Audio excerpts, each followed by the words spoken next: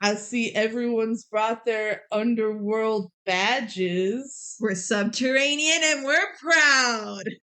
Lemonade. Oh man, this is very sour. Ugh. Okay, but not every character thinks it's sour. Like half of them make sour faces, and the other half say like, don't. They just it's like sweet. did not communicate. Yeah, I feel like that marketing was wrong in the direction. Anyways, I want some Mel's lemonade. Yeah, I'm surprised that that's not a real product. I mean, Disney could have made millions. I would have bought it. Would have been millions? Disney could have made hundreds. They could have definitely made hundreds. I agree with that.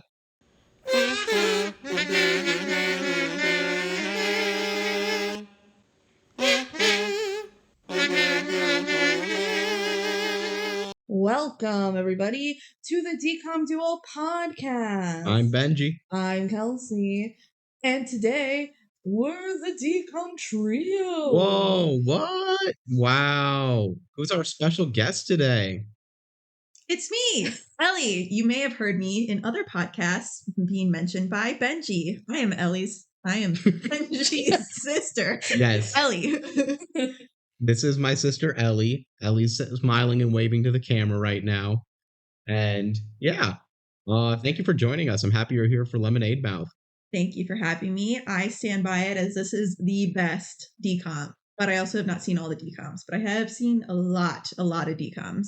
I think it is a very defendable opinion. Yeah, I'm never going to be mad at anyone that says Lemonade Mouth is their favorite DCOM because it's really good. It's really good. And every time I watch it, I love it. Which, okay, take guesses at how many times I've seen Lemonade Mouth. 20. 21. Okay, no, not that many. I thought like 10 was a lot, which is how many I think I've seen it. It is a lot. I just thought the answer would have been actually up in like the 20s. I don't know. I'm proud of my 10 watches of Lemonade Mouth. I've seen a lot too. This was definitely one that I liked as a kid. When did this come out? I know we're jumping ahead. Came out April 15th, 2011. 2011. So I was 12 when this came out. So I feel like I was right there and like I'm the target audience for this movie. I hear a lot of descriptions of this movie, which basically say it is the end of the golden era of DCOMs, which I'll argue with at a different date. I don't think it's worth arguing about now because mainly I feel like people forget how many stinkers there were in the early 2010s, late knots. But overall, this movie's great, and that's what I want to talk about. But first, I want to talk about Ellie. So, Ellie, a lot of my Disney Channel habits are tailored through you because you were the remote controller of the household. Not always. We had a rule in our household that each week we would rotate who got to be the controller of the remote control. Mm-hmm. But I had better taste than Ben, so I feel like I got to watch more / you were just agreeable and happy to be allowed to watch with me. I feel like that is fully accurate on all accounts. But yes, I spent a lot of time watching Disney Channel back in the day. Big fan of the shows Hannah Montana, Sweet Life of Zack and Cody. I feel like there was a ton of big stars back then that have become stars now. We can get into this when we start talking Lemonade Mouth, but like Hayley Kiyoko is not the only queer pop star that's come out of all these shows of the time. We got Dove Cameron, Miley Cyrus, Demi Lovato. Yeah. All during the time of watching Disney Channel. So we've got some cool stars. Yeah. No, there. What is your favorite? You said Lemonade Mouth is your favorite. Hands down. Yes. Any other ones you want to shout out? Any ones you think are cool? Well, I know Kelsey's a big fan of The Descendants, which I'm not sure. Have you guys done The Descendants yet? We have not talked about Descendants yet. It is like my favorite thing to come out of this whole marathon, I think, is The Descendants. Descendants is so good. And that was past when I should have been watching Disney Channel, but I definitely watched it. And it's just so well done. And Dove Cameron is amazing in it. And then Sophia Carson. Yeah. And Cameron, right? Cameron Boyce. Yeah. Well, he was very good too. So those are very good movies. Obviously, High School Musical was a big thing. Ben and I used to watch in our basement High School Musical 1, and we would pause it at the dance scene in the school cafeteria when Sharpay's throwing a fit. Stick to the status quo. Yeah, and this one guy would flip on top of the table, and Ben would try to emulate it. And he would do this break dancing on the ground, and we'd be dancing around. I was in 5th grade, and you were in probably second grade then. Pretty much, yeah. Yeah. It was a grand old time. I also used to do the stick to the status quo dance in Yeah. my basement, so I'm glad Yes. we all have that in common. Yeah, so you're a fan of the musicals then, because every film you've said is a musical. I mean, aren't most of them musicals? Not No. most, Okay. but all of the like iconic ones. Yeah, they're so good. I'm Yeah. trying to think of like what are some other On the iconic list. ones that aren't musicals, because I'm sure they're ones I liked. And look at ones in like the 2010s. Oh, I remember Cowbells. I see that on your list, Kelsey. Cheetah Girls, but that's musical, so but they're also iconic. But like Minutemen. Minutemen. I remember that one with PJ was his name in the show, but what was his name in real life? Jason Dolly. Yeah, Mhm. because he knows Bridget Mendler because they were on the show together. Is Luck of the Irish one? Yeah. Right there. Yeah, that was a good movie. I like that one. Good. Smart House is a big one. Smart House. I remember Smart House. Camp Rock, duh. But Camp Rock is also kind of cringe and kind of bad at the same time, but in a laughable way. You Their remember, dance moves. you great. remember Jump In? Oh, yes, with Corbin Blue. Yes. Gotta love that one. Yeah. So there's some in there that aren't musicals that were still pretty big. But we talked about this was this the last episode? Where the musicals are really the ones that like stand the test of time. Mm-hmm. They're the ones people remember the most. Well, yeah, with the catchy songs, for sure. Like Teen Beach Movie is another good example of a musical. I did remember one more, Wendy Wu, Homecoming Warrior. Yep, that was It's a our last classic. episode. Oh, Yeah. nice. And that's like what we were saying about when we were talking with Wendy Wu, which you can watch or listen to our Wendy Wu podcast. It just came out 2 weeks ago to when this came out. It didn't stand the test of time as the others did, not because its quality is bad, but it just didn't become the cultural moment a lot of the other films released around it did. Like High School Musical came out the same year. Lemonade Mouth is more, Not that was like 5 years later, but that's just kind of showing the musicals stand the test of time a little more, especially when the music's good. And Lemonade Mouth has some bomb-ass music. True. Yes. Yeah. It's great. This is, in my opinion, the best music a DCOM has.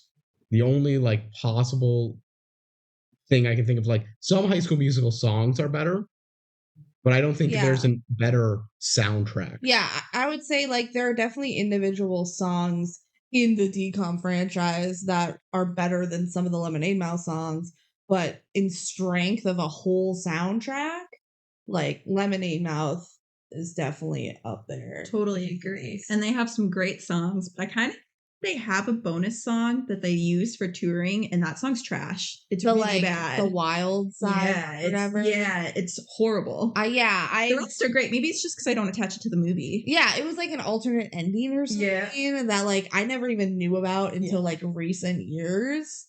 I don't even count that. It's like one of the songs. All right. Well, I think this is a good time to jump into the factos then. Yeah. BenG did the factos. I did the factos this time. Kelsey did the notes. So I'm going to talk for a bit here, and then she'll be leading the podcast. Lemonade Mouth, as we mentioned, released April 15th, 2011. I made it the 83rd DCOM. So pretty late, but like, again, it's more so because they jam-packed the late 90s with every DCOM and, like, they could. Thousands. Yeah. So it's still, this movie is almost 13 years old.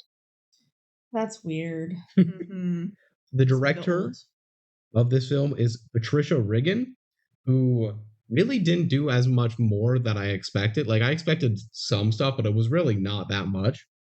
She directed Under the Same Moon, The 33, and Miracles of Heaven, which are all films that I think I've heard of before without being confident I've heard before when I was looking at them. Well, it's a female director. Yeah, it's pretty rare, I feel. I don't know if we've had a female director yet. I think we have, actually. I'm pretty sure we have. I feel like it's noticeable in the movie, too. Yeah. Like, they're focusing both on, like, the women's, like, thoughts and feelings, and it's not just about the guy. Like, we'll get more into the plot later, but I think it's evident. The only other thing that I thought was notable about Patricia Riggin was she's the executive producer for the School of Good and Evil, which was like a Netflix film that came out. Is it good? I haven't watched it, but I've heard of it and I thought about watching it, but I did not watch it. So that's as far as we got honestly, I'm just kind of surprised how little she had done because this film's good, and that's really all I know her from. So, yeah. Now getting into the cast, we kind of have an all-star cast, I'm gonna say. Heck yeah. I think that's a big reason why this movie shines is everyone does their job pretty well here. I'm gonna say our main role, although I would actually disagree with that comment, is Olivia White, who's played by Bridget Mendler. Yeah, she's the narrator, so you kind of say she's the main character, even though her plot line is, I feel like, is the weakest. Yeah, out of all of the other band members. And maybe Charlie is kind of weak. Charlie's the weakest one. We'll get to all that when we get there. If you asked me who the main character this is, I would say Stella, but Olivia's like the focus of the movie in terms of that. And if we're going by star power at the time, it's Bridget Mendler. Yeah, hands down. But I also think Mo has some like props to being potentially the main character. I think she goes through the biggest arc, like has the most going on in the connections to like, the villains. It just feels like she's always a part of the B plot, if that makes sense. She is. But I also love Naomi Scott, so like we'll get to Naomi Scott. We'll get to First, we're going to talk about Bridget Mendler. So the biggest thing that she did is she's the main role of Teddy on Good Luck Charlie. Yeah, she has a very big Disney Channel sitcom that has its own movie that we'll get to eventually. When did Good Luck Charlie end? Like, because this was 2011. I don't have that on the top of my head. I want to say 2016.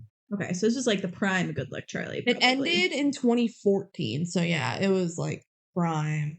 It started, it renewed for a second season in 2010, so I think that's when it started, and then ended in 2014. So yeah, it had a long run, and a lot of stuff was happening on the show, and it's a pretty quality show for your Disney standards. I didn't watch too much of it, but I saw 2 or 3 episodes here and there. Yeah, I knew it existed for sure. The other Disney Channel thing she did was she had a pretty big recurring role on Wizards of Waverly Place. Wasn't that her like breakout on Disney Channel? She was a vampire. She was a vampire. It was like a huge special, the Wizards versus Vampires thing, and she was Justin's girlfriend in that. She did a great job. Yeah, she was awesome. And you know who else was on Wizards? We'll get to it. Okay. Hold your breath, everybody. I want to be able to get through this, and I want to talk about Bridget Mendler a bit because I have a few thoughts that I want to get out on her. And I know you do too, Ellie. You had some conspiracies you want to get out there. That is true. Bridget Mendler, a lot of this cast went into music, which is not surprising considering this is a very music-focused movie. Mm-hmm. She only released 1 album, which kind of surprised me because out of every person on here, she has the single biggest hit song. The only song that got bigger than a Lemonade Mouth song. Lemonade Mouth peaked at 51 in America on the Billboard Hot 100. Nice. Bridget Mendler's Ready or Not peaked at 49. So it was like basically the same. Yeah, but like, it's just like, that's a big song. Like, genuinely. Also, right now, I recently saw on TikTok that it's having resurgence. Either that song or a different one of hers. Yeah, I think it might have been a different one. Maybe that one. I don't know. I definitely a Bridget Mendler song is like on TikTok. Mm-hmm. She also had main roles in some shows like Undateable, Marry Happy Whatever, and currently she has a graduate degree at MIT, and she's currently enrolled there still working on her PhD, as well as concurrently being involved at Harvard Law School. What the heck? So she's smart. She's smart. And she got that money. Yeah. And she's getting those residual checks from every time I watch Lemonade Mouth. Well, 10 times. Bridget Mendler is an absolute icon. I think Disney, as we've alluded to, has produced so many incredible, especially women, into the entertainment business. And I feel like Bridget Mendler started at a better spot, at least acting-wise, than pretty much all of them. She's a great actress. And she's got a good voice. I don't think her voice is anything particularly insane or anything. She's a good performer. She's a good performer. She's at least like good. And that should be enough with everything that's about her. And she's charismatic, has no like outside drama or anything surrounding her. I was shocked she's not that much of a star, not too big about it. But then again, she's working at MIT to get a PhD as well as Harvard Law School. So I think she's successful in her own ways. I feel like maybe she just didn't care that much about being a huge star, and she's like, I'm gonna kind of do my own thing. Which I'm I gonna want do to what I want. I want to say good for her, Yeah. but I kind of wish we lived in a world where Bridget Mendler was bigger because I do really like her. If I had a DCOM crush, like other than the one that we collectively share that we'll get to eventually, this would be my DCOM crush, just Bridget Mendler. Bridget Mendler. Mine's probably Naomi Scott. She's awesome. She is awesome. So both in Lemonade Mouth. Is it time for me to share my conspiracy theory? Go for it. Okay, so I saw this one on TikTok. It's from the TikTok coach Jackie J. And she doesn't always do conspiracy theories. She actually follows a lot of women's soccer news and other women's sports and a lot of queer news on TikTok. But she has this whole theory about that Bridget Mendler is a time traveler. And there is a lot of evidence that she presents as to why Bridget Mendler is a time traveler. And they're saying that, well, A, she's got so many degrees, so, well, time traveling would help with that, but that's not even the main reason. Bridget Mendler has time traveler ? In her Twitter bio, as well as her acting has changed so much throughout the years in kind of patchy ways. So they think that she started time traveling and like went back and got her career. And then there was also some tweet that she did way back when that like predicted something else. So there's some theories out there as to that she's a time traveler. I'm not fully convinced, but I love it. Also, like, she looks exactly the same. That's a huge She has part of it. never looked different. That's a huge part of it. Yeah. So check it out on TikTok if you're interested in that conspiracy. All right. Next up on our cast list, we have Wendell Gifford. That's played by Adam Hicks. Yes. So, Adam Hicks, I'm going to start with the roles that he's in before moving into the other stuff. He was the lead role on the Disney XD show Zeke and Luther. He was Luther. He was also on the Disney XD show Pair of Kings as a main role, where he replaced Mitchell Musso after Mitchell Musso like left the show. They recasted him. Didn't Mitchell Musso get into did he get arrested? I think so. Yeah, something about the role, huh? Yeah. He was also a major role in the film How to Eat Fried Worms. Yeah, I watched that as a kid. Yeah. Wasn't Luke Benward was also in that. Yeah, Luke Benward starred in that. Heck yeah, I love Luke Benward. He's another DCOM king. Adam Hicks got arrested for armed robbery and got sentenced to 5 years of federal prison. Yikes. Yeah.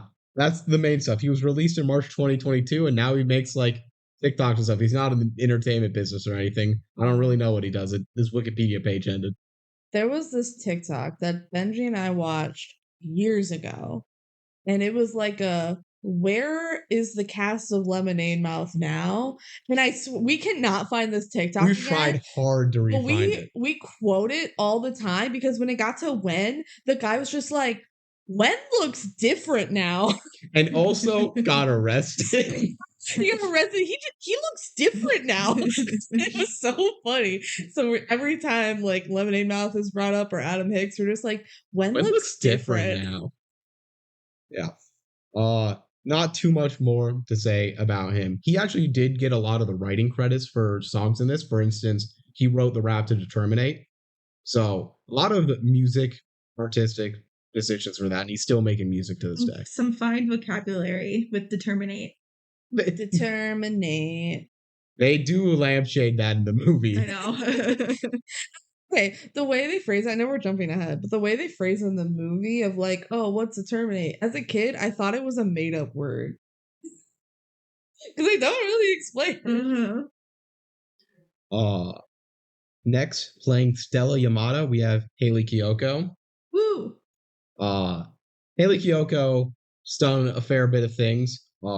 As for other acting roles, it's Velma on the Cartoon Network live-action Scooby-Doo films. She played Velma multiple times. Yeah. She also had recurring roles on Wizards of Waverly Place, also on The Fosters. Yeah, she was evil on Wizards. Mm-hmm. She tried to take over the wizard world. She was the bad girl and low-key flirting with Alex Russo. For real. So she was definitely the gay character that they wanted on all of those movies, but wasn't allowed to have yet for Disney Channel. And I mean, Haley Kiyoko talks about this all the time in TikToks about how she didn't know, or she wasn't openly gay yet, but she was trying to hide it. But she's like, clearly I wasn't, because everybody had gay awakenings by watching me on their screen. Haley Kiyoko also had roles in Gem and the Holograms and CSI Cyber, just for other stuff over that. But now, better known as just being a musician, she's still releasing music, performing. She's dating Becca, who was on The Bachelor. Becca did not know that she was bi until she met Haley Kiyoko, and they started dating. They've been dating for about 5 years. Wow. Did not know that. Another gay awakening. I know. Haley Kiyoko is causing gay awakenings everywhere. And then she's also good friends with Taylor Swift. Nice. It's a pretty good, powerful friend to have. Mm-hmm. Yeah. And they were all notably seen at a very, very gay party post the Grammys last year. It was all lesbian women. All right. Next, playing Mokini Banjari is Naomi Scott. Yeah. Again, this cast is really star-studded for a DCOM. Yeah. Naomi Scott, kind of huge. She was, Princess Jasmine in the live-action Aladdin film. She ate that role. She's the best part of the movie. She is. Like, if Aladdin is good, it's because of her. Because honestly, the guy who played Aladdin wasn't that good. The guy who played Aladdin was passable. Will Smith is never going to be Robin Williams, and he wasn't really trying to be. No, he was fine. But like, when I saw it in theaters, Jafar was bad. Yeah, Jafar was bad. But when I saw it in theaters and they were doing A Whole New World, and the guy who played Aladdin started singing, I'm like, okay, this is fine. Then Naomi Scott comes in. I'm like, she's like the most beautiful woman in the world. Like, she did Beautiful so voice. good. Yes, it was so good. Yeah, so she's great in that. She was also Elena in the recent Charlie's Angels film. That's the Kristen Stewart one. Yeah. That kind of was a box office flop, but we're not really caring about that. That was a big role. I was like interested in seeing it, but I never did. You're the reason women-led cinema can't work unless it's Barbie. Yeah. Speaking of Barbie, it's just a movie about a doll with big boobies. If you saw the Golden Globes, that was a poor joke that was made. I've seen a lot of TikToks about it. Yep. Oh, how it was bad. Yep. She also was the Pink Ranger in the 2017 Power Rangers movie, which is not an insignificant role. Those are the ones I highlighted. She's done a lot of other stuff as well. I also noted that she got her start on the Disney Channel UK on the show Life Bites. I know nothing about it, but that's where her acting began, was Disney Channel UK. Is she from the UK? Yes. Oh. She does a really good American accent. Yeah. I didn't know that either. Yeah. Cool. I didn't know there was a Disney Channel UK. Oh, yeah. We watched The Lodge. I feel like we cannot get into our 30-minute tangent about the Lodge. It is. The Lodge, Captain Hook's son in Descendants 2? Yes. He's in The Lodge, which is a Disney Channel UK show. And if you watch Bridgerton, yes, Colin is also in that show. So we watched it. It was only 2 seasons. Yeah, it's a very short show, and it ends on like the worst cliffhanger possible, and then the show got canceled, and it's so funny. They also in that show sing the same like 5 songs. They have 3 songs per episode that they perform, but they only have like 7 unique songs that they sing. They just keep singing the same songs in like different contexts, and different it's so people funny. are singing it. It's so weird. Okay, so after you finish all the DCOMs, this is turning into a Lodge podcast. Yeah. Yes, I could see us covering the Lodge at some point. It's stupid. funny. It's not that long. It's not that hard to get through. It's weird. All right, continuing on with the cast. The last main member of the band before drama happens is Charlie Delgado, Drummer God. soccer god. played by Blake Michael. He has one other major role where he's one of the main cast of Dog with the Blog. Yeah. Which happened after this. That flopped. Actually, no, it went for like 4 seasons. What? It's decently popular. Yeah, people liked it, but Okay. it's a weird show because the dog looks so animatronic, All right. and it like, I don't know. In my mind, it flopped because I was like, that It's looks horrible. bad. I liked it. I watched like half Dog with a blog. of a season, yeah, and I was like, it was fine. The writing in it's fine, the acting in it's fine. He got like an award for acting in it too. The plot's pretty trash. You just got to buy into a stupid concept. that the Okay. dog has a blog. That's the show. They came up with the title and said we have to make it. No other way. He is now a promoter for YouTube creators in his own like company where he's the chief evangelicus. Which I had to look up, but apparently is an actual like executive position that exists for people who are like marketing and trying to like bring their message to the masses. And as part of that, he writes for Forbes now. You know, the magazine Forbes. That's cool. Yeah. So that's his job now. It's kind of interesting. He's made a lot of TikToks about his time on Lemonade Mouth. How old was he when Lemonade Mouth? He was 14. What the heck? It's insane because everyone else looks like they could be 20 and probably are about 20, and he's 14. And he was 14. So he's actually the age he should be. He's younger. Well, he's actually younger than he should be because He's they playing a should be like 15-year-old. 16. Yeah. Yeah. Well, he's got to be a freshman because he's trying out for the soccer They team are. for the first They are time. all Yes. freshmen. Oh, they all They are- are? is it Okay, stated? so they are supposed to be 14. I don't think it's ever explicitly stated, but I found in multiple sources that like both the book and There's a book? Yeah. I'll talk about that in a little bit. The book and the Wikipedia article for the movie all say they're freshmen, and logically it makes sense for them being freshmen in a lot of different ways. I guess so. I always thought of them as like juniors. Right. Personally, they'd be like 16. Well, then it would make 17. sense for the whole school to care about them or like know them. Well, I guess if you're they a don't cool at the band, beginning. anyways. Yeah. You could be a junior trying out for the soccer team. Yeah, but the mom shouldn't be that delusional still, but we'll get to that. That's true.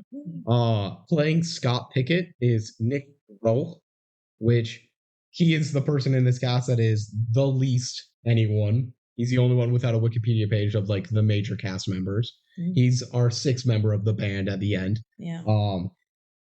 Only things I recognize from his entire like filmography is a couple episodes of Sweet Life on Deck, Wizards of Waverly Place, and Pretty Little Liars. So he was like a little bit around Disney Channel, but not Yeah. a lot. I feel like I remember him on Wizards. So many people on Wizards. Wizards was big. Wizards was big at the time. Yeah. If you could have, it was also people who were on Lemonade Mouth that were big probably went and did an episode of Wizards to capitalize on it. Yeah, makes sense. It was cross promotional. It's easy win for Disney Channel. Playing Ray Beach is Chris Brochu. That's our second member of Mudslide Crush, Ray Beach. Chris Brochu was Luke Parker in Vampire Diaries. He was also in Soul Surfer, and those are really his only big roles. And he also has a recurring role in Shameless. Well, you know the name? I do not. Shameless? I watched a good bit of It was Shameless. season I never 6. finished it. That might be when I dropped off. I don't remember. I watched a fair amount, but I did drop off watching Shameless. And I think I know which character he was in Vampire Diaries, and that's shocking to me that he was in it. I don't know. His acting isn't as good as everybody else's acting in Lemonade Mouth. Oh, yeah, in my but- opinion. But it's also the role. Yeah, he's supposed to be the bad guy, Yeah. so like what And can given he really minimal do? dialogue. Yeah. Finally, we got the two adults that I care to talk about, which is the teacher, Miss Jenny Resnick, who's played by Tisha Campbell. She had major roles in the sitcoms My Wife and Kids and Martin. Martin especially was a pretty big one. And she's a major part of the House Party film franchise. These are like big stuff in the 90s. She had a pretty decently successful music career, and she's still getting a lot of acting credits to today, but don't want to talk about her too much. She's got her whole career that is out there that's kind of cool. And then finally, we have Principal Stanley Rennigan, who is played by Christopher McDonald, who is actually a pretty big actor. He's done a lot of major films and a lot of major roles where he's never like the leading man of something, but he is there and important. For instance, his biggest role is in Happy Gilmore. He's Shooter McGavin, who's the main villain. And it's a great role. I love Happy Gilmore. I'm a Happy Gilmore defender to death. But a ton of other credits, such as Grease 2, Breakin', Thelma and Louise, Quiz Show, Flubber, Spy Kids 2. Those were just a random assortment that I grabbed. Flubber. Yeah. Is that a Disney Channel original movie? No. Or is that No. something else? But That it was is just a Disney, movie. right? Maybe. I'm pretty sure it is Disney. I think Flubber is. Regardless, he's in a lot of stuff, and yeah, he's just a very established actor. He was nominated for an Emmy a couple years ago for his role in Hacks, an HBO show. Didn't win it, but like that's still just showing. Yeah. Even to this day, he's getting a lot of credits and has a lot of cred to him. So, yeah, Both of these adults do amazing in their roles, in my opinion. yeah. Yeah, they did good. Not They're- all the adults in the movie, though, and I'll get to that. That's I have one gripe with one adult, but you're also missing a very important character, Graham. She is the sweetest and a great actress. She's Graham. good. I do not have her actress information. That it taps me out from the prep that I did, other than the fun facts, which, yes, as we alluded to, this is based on a book of the same name. Here's some differences that they changed in the Well, movie. who wrote the book? You didn't write it down? I wrote it down at one point, but then I deleted it because I thought I wrote it at a different point. We gotta give give to the credit. author. Yeah, I definitely had it. Mark Peter Hughes. Yes. Also, the cover of the book, it looks horrible. Yeah, it does. Like, I would never read that book with that cover. And I do judge books by its cover. it's better cover. than- Yeah. Oh, the Lemonade War. Is that a also- sequel? I don't know. It's a different author. Wow. All right. So first off, they do start the band in detention, but instead of by just randomly bursting out into song while cleaning, they're just singing along to a jingle on the radio and decide we should start a band. More realistic. They're just like singing along to a song that already exists, and like we sound good. Man. Next difference, Charlie and Mo end up together in the book. I'm glad they didn't in the movie. Me too. I think it was a good choice for them not to get Mhm. together in the movie. We'll talk about that when we're getting deeper into the Yeah. actual movie itself. Yeah, thought that was interesting. Number 3, Charlie's twin died at birth, and that's the like demons that he's hiding. That's that. crazy. He's like, I can't live up to my twin that died At birth. at birth. Yeah. Oh. And for Olivia, we get more background into everything that Do was we know going why on. her dad went to prison? Yes. So she was conceived while her parents were in high school. Okay. Her mom left because she never loved or wanted her. Ouch. Her dad raised her until convicted of armed robbery and manslaughter. And went to jail for it. Yikes. So yeah, not Mom left. Did the mom didn't just die? No, mom the didn't die. Die in the movie? The mom died in the movie. Okay. In here, she left. She's Just like, I don't full on. love you. And the dad's Bye. like, killing people, bye. No, by accident, it was manslaughter. True. In the book, apparently it's a big deal that Stella's revealed to have a learning disability. Okay. Like she finds out about that late into the book. And then finally, every person has like a slightly different instrument, basically. Yeah, they're like weirder. Yes. Olivia does sing, but she also plays the accordion.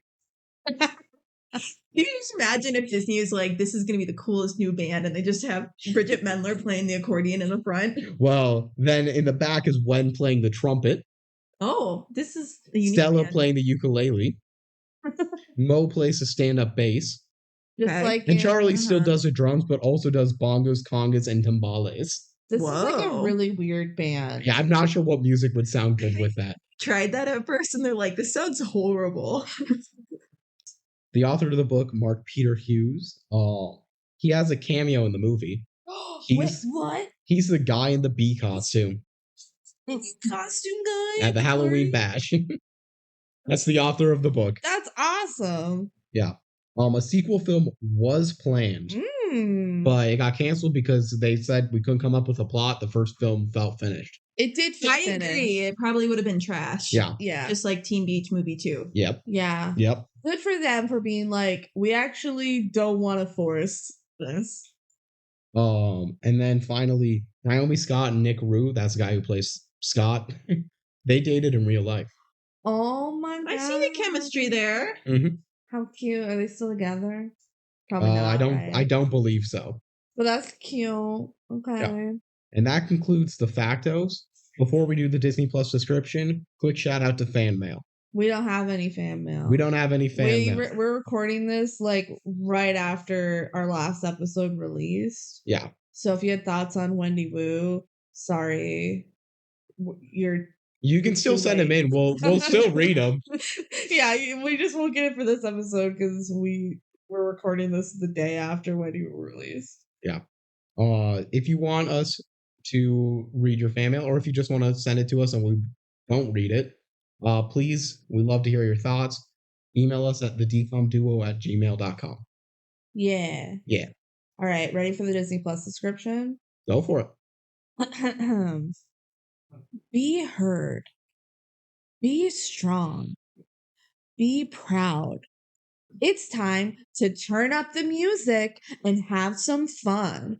When 5 ragtag freshmen first meet in detention, it seems they have nothing in common. But through music, they form an unbreakable bond and discover that they have the makings of the greatest high school garage band in history. In the face of incredible odds, Olivia, Bridget Mendler, Stella, Wen, Adam Hicks, Mohini, and Charlie find they can make a real difference when they learn to lean on each other and let go of everything holding back their dreams. I get their top 2 casts is Bridget Mendler and Adam Hicks, but it's very funny to not listen in the order where the 2 names are there. Just Stella in the middle without Haley Kiyoko. It's really weird. Also, it says they're freshmen in the description, so there you go. Not that Disney Plus subscriptions are always reliable. We've learned this from the Halloween Town movies. Both Halloween Town movies we've covered so far have had glaring errors. Which is pretty funny, but this description is pretty cringe. It's pretty cringe. It's pretty cringe. It starts with be heard, be strong, be proud, That's but with periods. so I know, long, with, I know. with periods. And with periods, and then have some. And Yeah, it's time to turn up the That's what music. the principal's gonna say when you have a dance party at like gym or something. For a I'm gonna mov- have some fun. For a movie that is remarkably uncringe, like Yeah. shockingly uncringe for the era and time, this description is purely cringe. It went all into this. The first 2 sentences of this, well, I guess the first bit of the description, sounds like me writing the description for our podcast episode. You could just put be heard, be strong, be proud. Probably will. All right, let's jump into the movie, shall we? All right. So we open up Disney Channel original movie. Then there's like a big lemon painted on the floor. So they're performing at, spoiler alert, Madison Square Garden. There's a lemon on the floor. Like, this is a big deal. Yeah, they're big deals. Like, this is a huge band. And they're like, all the same age at this time. So We this have happened quickly. we have quick Fans to sell out. We have no idea how long it's been. But okay, so this is like the future, right? Oh God. So we have Bridget Mendler's character Olivia over like narrating this, right? And she says, poets, geniuses, revolutionaries. Lemonade Mouth has been described as all of these things, right? And people are like lining up for this concert, super popular. I think And people are chanting lemonade. They just lemonade. smells lemonade. They care about the band. And you see like super close-ups of the band getting ready, like putting on makeup and hats, whatever. And I must say, they do not hide Scott. They don't do close-ups, but they don't hide him on the stage. I noticed that for the first time this time. really? Like if It's like a when they show it spoiler? kind of like zoomed out and you can't really see anyone. There's definitely an extra guitar dude that is Scott. Interesting. Dang. So you really gotta look to be like, Mhm. wait a minute, who's that? I know the whole Oh. plot. And Olivia's like, they don't know where it all started. The real history of how our band came to be is a mystery to them all. And we hear like the beginning of Breakthrough starting to play, the piano, the do do do do do do do. But it gets cut off. And she's like, would they all believe that it starts right here? And boom, it shows detention. So we're What? going back to They the all beginning. started. Yeah. So it's a classic trope of here we are now, record scratch. How did we get here? Yeah. Let's find out. Yeah, Let's yeah. start at the beginning. So now we're in detention, and the 5 of them are there, and we get little intros. So we have Stella, lead guitar, Wen on keyboard, Mo on bass, Charlie drum god, and me, Olivia, future frontman for Lemonade Mouth. She's like, this ragtag group of 5 started all right here.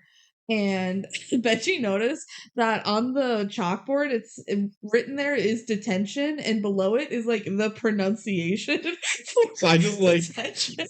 the music teacher must have been. Do you guys know where we are? We're at detention. Detention. That's how you say it. This is pretty funny. Yeah, so we see the teacher. She's like, all right, guys, we're all gonna clean up this room.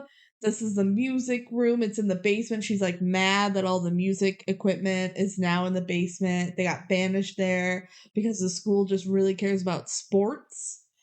And then they hear like a toilet or something, and the teacher leaves to go like complain about it. Now we're sure what's gonna happen with the complaints. Yeah. And then it freezes, and Olivia's like, well, wait, if we're gonna do this right, we gotta go back to the beginning. This is the only movie I have ever seen where two like interlocking flashbacks. I bet you're wondering how we got here. We were in detention. But how did we get to detention? Let's go back. Can you imagine how chaotic this letter must be to her dad in prison? It's like, Dad, I'm playing in a band, but wait, you don't even know who we are yet. We are poets, geniuses From God. But we're ragtag. Don't believe it. No, all of the narration bits, like you learn that she's writing a letter to her dad. This is a horrible letter to her, and this is like the first letter she's writing to her dad. Question. It is implied to be like that, and also the way the narration ends does imply that they are. This is a letter, but literally none of the narration works as a letter. None. They really tried to have a jump in. Rodney was the narrator the whole time moment. It's even worse than that one was. That one was iconic. Let's be real, though. Okay, so now we're going all the way back to the beginning. So we get to see all of the 5 characters and like what they were doing that morning. So we start with Stella. She's playing her guitar really loudly in her house, and her mom's like, come on, let's go to school. So they go to school, and her mom's like, I know this is hard for you. And Stella's like, yeah, I've just started a new school a month into the school year. Which honestly, at least it's not like halfway. Right. It's only a month. It still sucks, but it could be worse. I mean, I guess if you started like second semester, that's also fine-ish. Yeah. You can get right in the middle of classes. Yeah. But Stella has like an attitude, right? She's like so over Stella, it. her entire this is why like we see her first here, and she's like the one who leads the band and everything. She feels like the main character of the movie. She really does. I do think the main character is Olivia when I feel like we spend more time with them. Despite all that, it feels like Stella is the main character. Stella could be narrating this movie, and it would probably feel better. It would make more sense, but they had to get she was writing a letter to her dad. Also, angle. they're like, we want Bridget Medler, to kind of be the like face of this right now. And Bridget Medler is the singer in the band, so that makes sense. Also be a horrible Stella. Yeah. Okay, so then we get to Wen. Wen is in the car with his dad, and they're dropping off Dad's girlfriend at college. Dad has a college girlfriend, except don't worry, she's 28. 28 is definitely an age where you're like, okay, age gaps are not that important. Yeah. 28 isn't that old. That's like, how old is he? That's 14 years older Wen at his youngest, right? Yeah, that's because true. He's supposed to be a freshman. So he's like 14, let's say. Right. But still, 14 years? That ain't your mom? Yeah. No. But it could be worse, and she's just taking a photography class. Yes. Yeah. How old do we think the dad is? Gotta be at That's least. what I want to Gotta be at I least was going like to say 40, low 40s right? was my 40s. guess. Yeah. Like, then it's closer. But if he's in his 50s, I think that's probably. But I don't think he's in his 50s. It's probably like the highest has got to be like mid 40s. Yeah. And like, yeah, it's one of those where we can get semantic about everything, but at 28 years old, you're like a fully developed human. Right. But if you're going to pick a number, why not just say 32? Well, like imagine. Because that 28 makes it more dramatic. Sure. Imagine me in 3 years marrying a guy that has a teenage son. That's 14 and looks like he's 20 because he is. That, you guys need to like give me help. I mean, at that point, I would have been broken up with BenG, but Hey, you making money off the deal? I hope so. I mean, apparently they like own a ranch or something. Yeah. We'll get to that Yeah, later. all of these kids are rich. Yeah. Well, most For of them. For real. Maybe not Yeah, Graham. not Olivia. Yeah. Rich and love. At some point, Well, we not shouldn't do really. this. I want to rank their traumas. We should. We gotta do it the scene where We'll do it. Yeah. We'll do it at the more than a the band. cloud scene. Yeah, the cloud scene will rank trauma. And they do it for us, but Yeah. well, no, it's not in the right order. Anyways. Okay. Anyway, Wen is like, Dad, why are you dating this 28-year-old? You should just get a sports car instead. And I don't like her. Her name's Sydney. Okay. Next, we see Charlie. He's in the back of his car. Both of his parents are dropping him off at school because they're like obsessed with their children. Specifically his older brother Tommy. But Charlie's like has his drumsticks and he's just drumming in his car On their seats. which Yep. apparently Disney Channel really thinks that if you're a drummer, you always have your sticks on you and you're always banging them on stuff. Just watch Camp Rock. It's very clear. This is what drummers do. You're a drummer, dude. You're a drummer, dude. Oh, I think they do that in High School Musical at some point, probably too. Pretty sure they well, do. Chad always has his basketball. It does feel like the same thing. You have basketball, so you always have it. You never know when you'll need it. Just like drumming. Okay, this scene is my biggest problem with the movie. The mom is such a bad actor, and the character is so delusional. She starts bawling, and I'm putting in air quotes here, Yeah. that he's not like about missing the older brother. Yeah, And so it's so bad. the parents are like, soccer tryouts are today. Here's your brother's soccer ball that he scored the winning goal at state finals. We're going to give it to you so you can use it at soccer tryouts. And then the mom cries. And Charlie goes, why are you crying, Mom? Tommy's just away at college, which is actually pretty funny. Which is funny. So it does make it sound like he died. It does. It really Yeah. feels like that's going to be the reveal. Also, how delusional are you that you never knew that your son was trash at soccer? Like, he's never played soccer once in his life, clearly. Used to be worse I've ever seen. Yes. So then Charlie gets out of the car and he sees Mo getting dropped off, and you can tell he's in love with her. Every single time that Charlie sees Mo and Mo's not looking at him, it's just Charlie just like doing the hard eyes. And then he falls down. Yeah. Yeah, clearly he's not good at soccer because he can't even walk. Okay. Can't even walk. Were you good at soccer? Yeah, and I couldn't walk. I'm also klutzy, but I was okay at soccer. Exactly. Your ability when walking is different than your ability when running at a ball. Fair, but the mom's delusional. Yes. All right, so now to Mo. Mo's dad is like, you need to get good grades. Go because of get extra college." credit. Yeah. Are you wearing lipstick? You're too young for lipstick. And Mo's like, no, I'm not wearing lipstick. And takes it off her lip. Yeah. And then she gets out, she's like, bye. And then she's like sneaking past people. She sees Scott and she's like, don't see me. Because she's like wearing a little bit more of a proper outfit. It's literally a jacket. It's literally, she has like a blazer on over her dress. And then she goes into the bathroom. And like, you think she changes her clothes, but it's the same dress just without the blazer on. And she puts on lip gloss. Yeah, and she which you puts do on- not need a mirror for. I mean, when it's that Fair, kind of like, fair. it's that kind of like gel one that just kind of squirts out, I think. So yeah. Also, we saw Olivia for like a brief moment. She like rode her bike to school and she like dropped stuff. Kelsey made a good point. Everybody got dropped off. No one took the bus. No one took the bus. Olivia biked and everyone else got dropped off. No one rides the bus. Which it was to establish their like family Yeah. dynamics. Right. But yeah. But I stand by that these are all rich kids minus Olivia- Olivia and maybe Mo. Yeah. Mo's probably But middle like class. the houses at Wen and Charlie and Stella. Stella's house. Yeah. Yeah. Which makes sense for Stella. Her parents are like scientists. Reported geniuses. Curing cancer. We'll get there. Okay. So when Mo's done with the bathroom, she goes outside and she sees Scott, her boyfriend, and he's like, hey, me and the band are ditching to go practice for the Halloween bash. You should come with us. And Mo's like, oh, another time, like I gotta go to class. And Scott's like, come on. I have band practice all the time and soccer, and we never get to spend time together. So let's skip school right now to go to his band practice. Why can't she go to other band practice? Right. Like, he's not a good influence on her.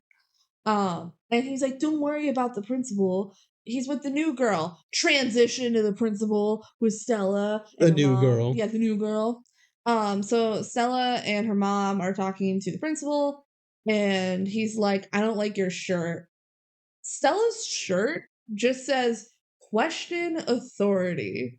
Yes. I have make multiple like notes to Kelsey throughout the movie. Just all of this is over a shirt that is very inoffensive. It's very tame. Yeah.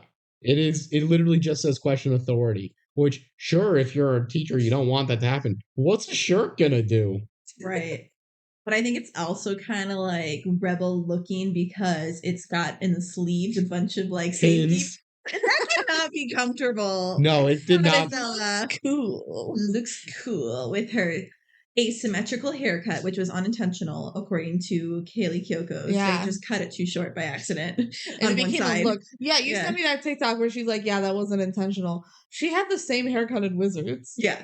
I think they were pretty soon. At that point, it was a look. Yeah, it was. And then she had the feather in her hair too. Yeah.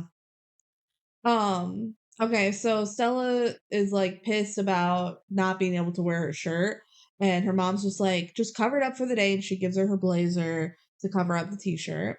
Which honestly, the blazer looks really cute with the outfit. By the way, lucky that worked out.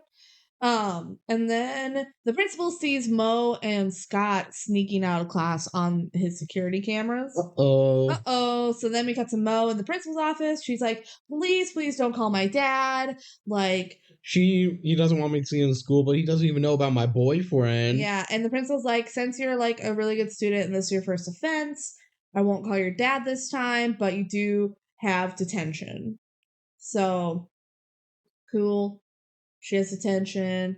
And then later, okay, it cuts to Wen, but I'm just gonna talk about Mo because then we'll talk about Wen.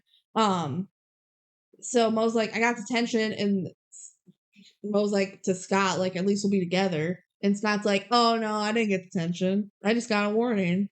Because I have soccer and stuff, so yeah. Classic jock.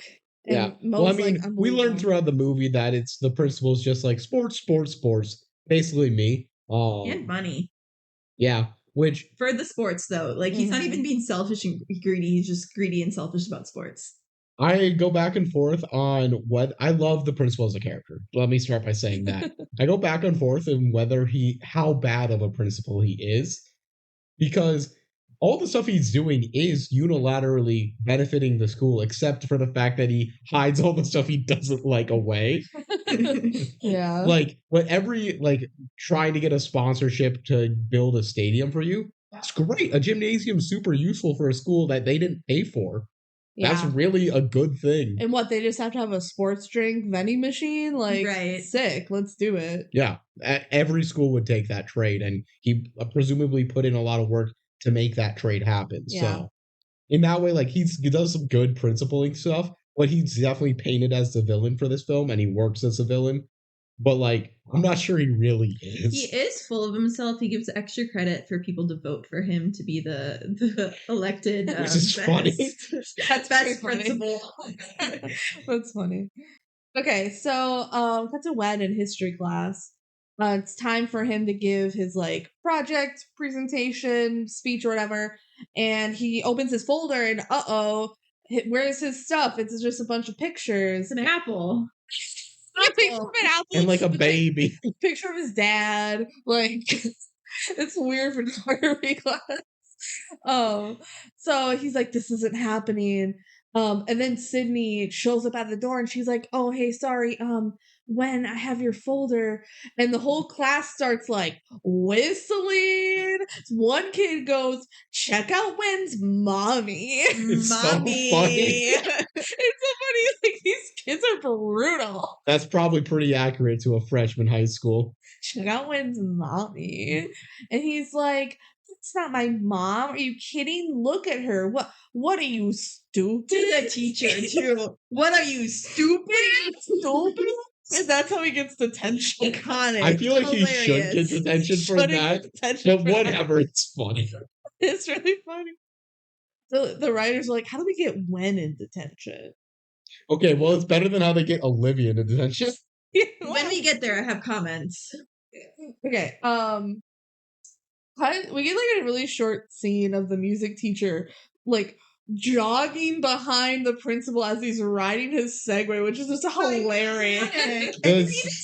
Surround her. No, just if you want your principal to look evil, put him on a Segway, and it works every time. It's just good. no one Helmet. looks like cool and fun on a Segway other than Paul Blart.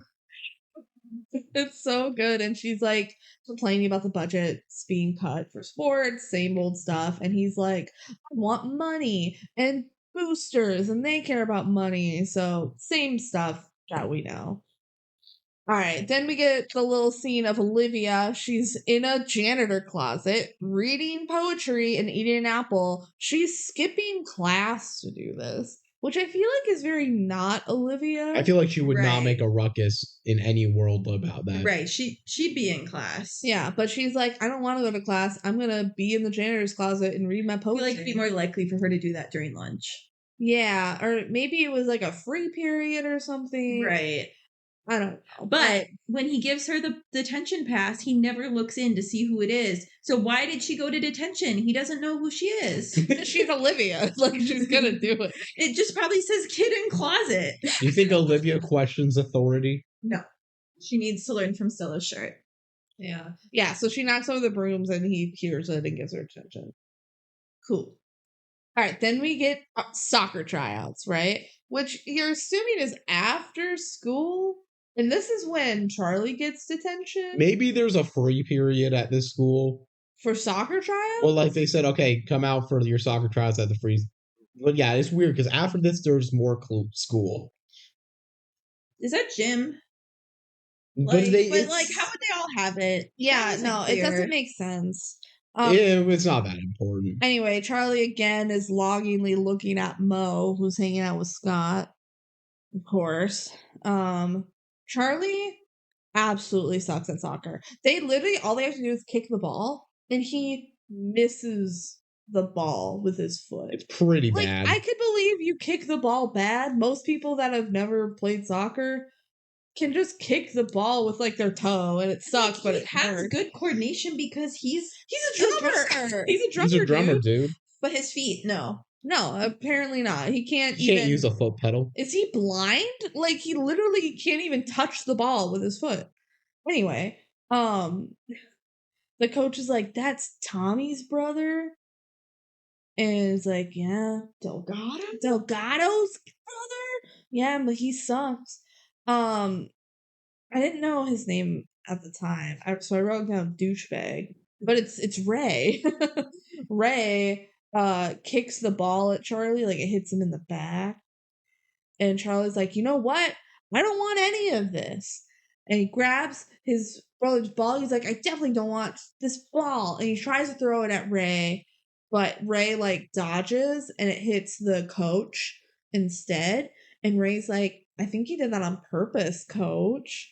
And then we get like a shot of him like waving his finger. Zoomed in on that with the focus. So Great. good. It's like, Cinematic. Classic over finger here. pulling. That is Yeah. our director, who is amazing. Yes.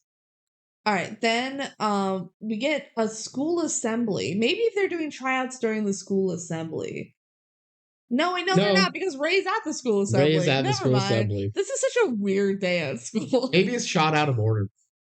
Yeah, that could be. Anyway, we get a Turbo Blast commercial, which Turbo Blast is like Gatorade. It's like a sports drink. It's just a bunch of sweaty people getting like splashed with water, and they're like Turbo Blast. Very sports drink like of them. So yeah, Turbo Blast is like the new school sponsor that paid for the new gymnasium and the scoreboard, whatever. And the principal's talking, and he's like, this school assembly is about personal empowerment. And we get the students in the crowd and Stella's watching, and some of the cheerleaders come up and they're like, "Hi, can you find another seat?" And Stella's like, "Why don't you make me?" And the cheerleaders are appalled. And Ray just kind of has them sit next to him, and one of the other people out of their seats. yeah, and one of the cheerleaders goes, "What freak?" It is classic DCOM Mean Girl. Always. That's always their line. What freak? What freak for not leaving your seat When I for told you us. to. Yeah. And saying make me. What freak? Like, it's so weird. And the principal goes on about empowerment and stuff, and Stella's like, "You want empowered students? We are gonna get them." And then she stands up on her chair and she opens up her blazer to reveal her shirt that says "Question Authority." And she says, "My shirt, my decision. Okay, don't let your school take away your rights." And people in the crowd start going like, "Yeah, this is a good idea. I've never thought that before. It is so funny. Except for like Ray, who's like, Yeah. boom. I think it's Ray goes like, "Sit down." Which- But it's absolutely crazy that the kids just start being like, "Yeah," because like nobody knows who this girl is. Nobody knows that she was forced to cover up her shirt. She just stands up and starts yelling about like, "This is my t-shirt." Also, half the people can't even see the shirt. Yeah. Everyone behind her can't see the shirt. I'm sure people far away can't really hear what she's saying, but everyone just like, "Yeah, tell To them." be fair, that is actually Sure. if someone stood up to protest at the school, I might go. Yeah. Hey, usher Okay. away the sponsors. So get down, Mr. President.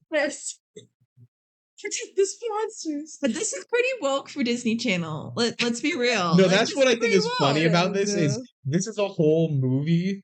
It is filmed like a band biopic, which makes sense because that's basically what it's. I'm gonna say parodying, even though it's not a parody. Yeah. But it's a fictional band.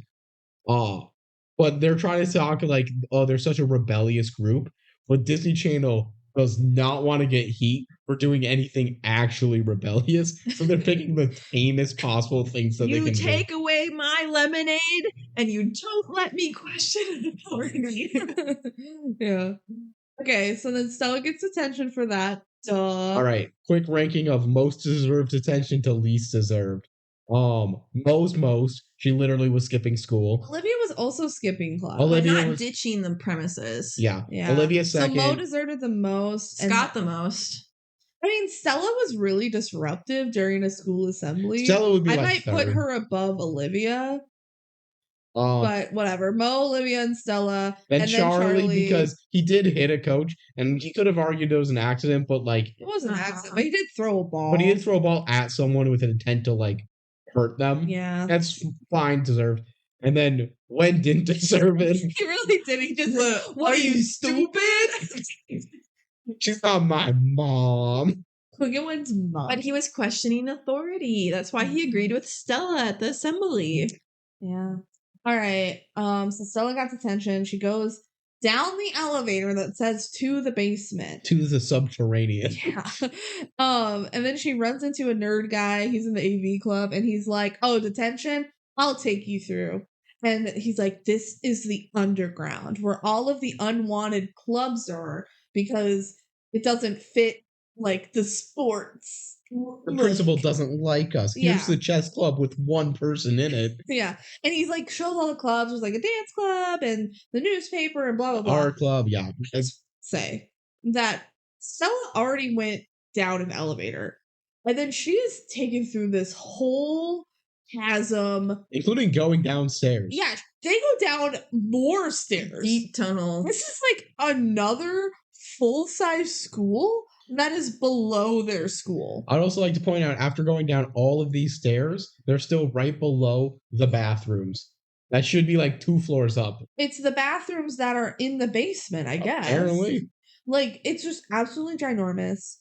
I don't know how this works logistically, but okay. Okay, so Stella goes down to detention, which is at the end of the hall. And right next to the detention room is a lemonade machine. It's for Mel's Lemonade. And we hear Olivia narrating, "There's a moment where the stars align and fates collide, creating that perfect union." And everyone drinks the lemonade and puckers their face. Except Charlie, he just goes, and she goes, "This is that moment." Because they all like lemonade. The guy who plays Charlie made a TikTok saying, like, yeah, that stuff was actually like super, super sour because he used like so much of the powder to make it that color. The like super bright yellow. So it's actually like horrible to drink. which is really funny to me because he's the one who does the least reaction. He's like, That's fine. Yeah. Okay, so now we cut back to that freeze frame moment of like, bet you're wondering how I got here. Now we're the second back. one. The second one. So now we're back to the music teacher yelling about the school. We still have to figure out how they got to Madison Square Garden. It takes the rest of the movie to get back to Madison Square Garden. But the teacher storms out, and the kids are left to clean, and there's like a leak in the ceiling, which I guess because the bathroom's right above them, that's where the water's coming from.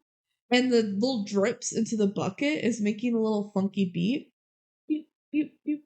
And they start moving around the music stuff, and Charlie starts like kind of feeling the beat. Starts tapping his fingers. Yeah, he's tapping because he's his a drummer, fingers. and this is what all drummers do in movies. And Wen joins in with his like, he's throwing around the keys. And Stella just like hears this and starts just like clapping. Stella's clapping, yeah, it's very courage in just terms of like, why is she doing this? Weird moves while she's clapping. She's like jerking her shoulders, like, yeah. Like, wow. It's also, it's not like this is going after everything else. This is still one of the earlier things. So they're like making this beat, and Charlie's like, well, I'm gonna pull my drumsticks out of my pocket. And starts I'm a drummer and I always have them. And he starts drumming on the desks and stuff. And then Mo grabs one of those big stand-up basses. So Which is probably a reference to the book. Reference to the book, and she starts doing a little boom, boom, boom, boom, boom, boom. And Wen's like playing the xylophone, and then they move to their normal instruments. So Mo stays on the bass the whole song, but Wen goes to the piano, Stella picks up a guitar, and Charlie moves to the drums, and Olivia just starts singing. She goes, na na na na na. Nah, nah. All right. This, and not only just this, multiple times through this movie, we get songs, which this is the first song. There's only 2 songs that they just sing and it magically happens. Yes. And this is both of the songs where they do that, it doesn't make sense in terms of how everyone would know the song.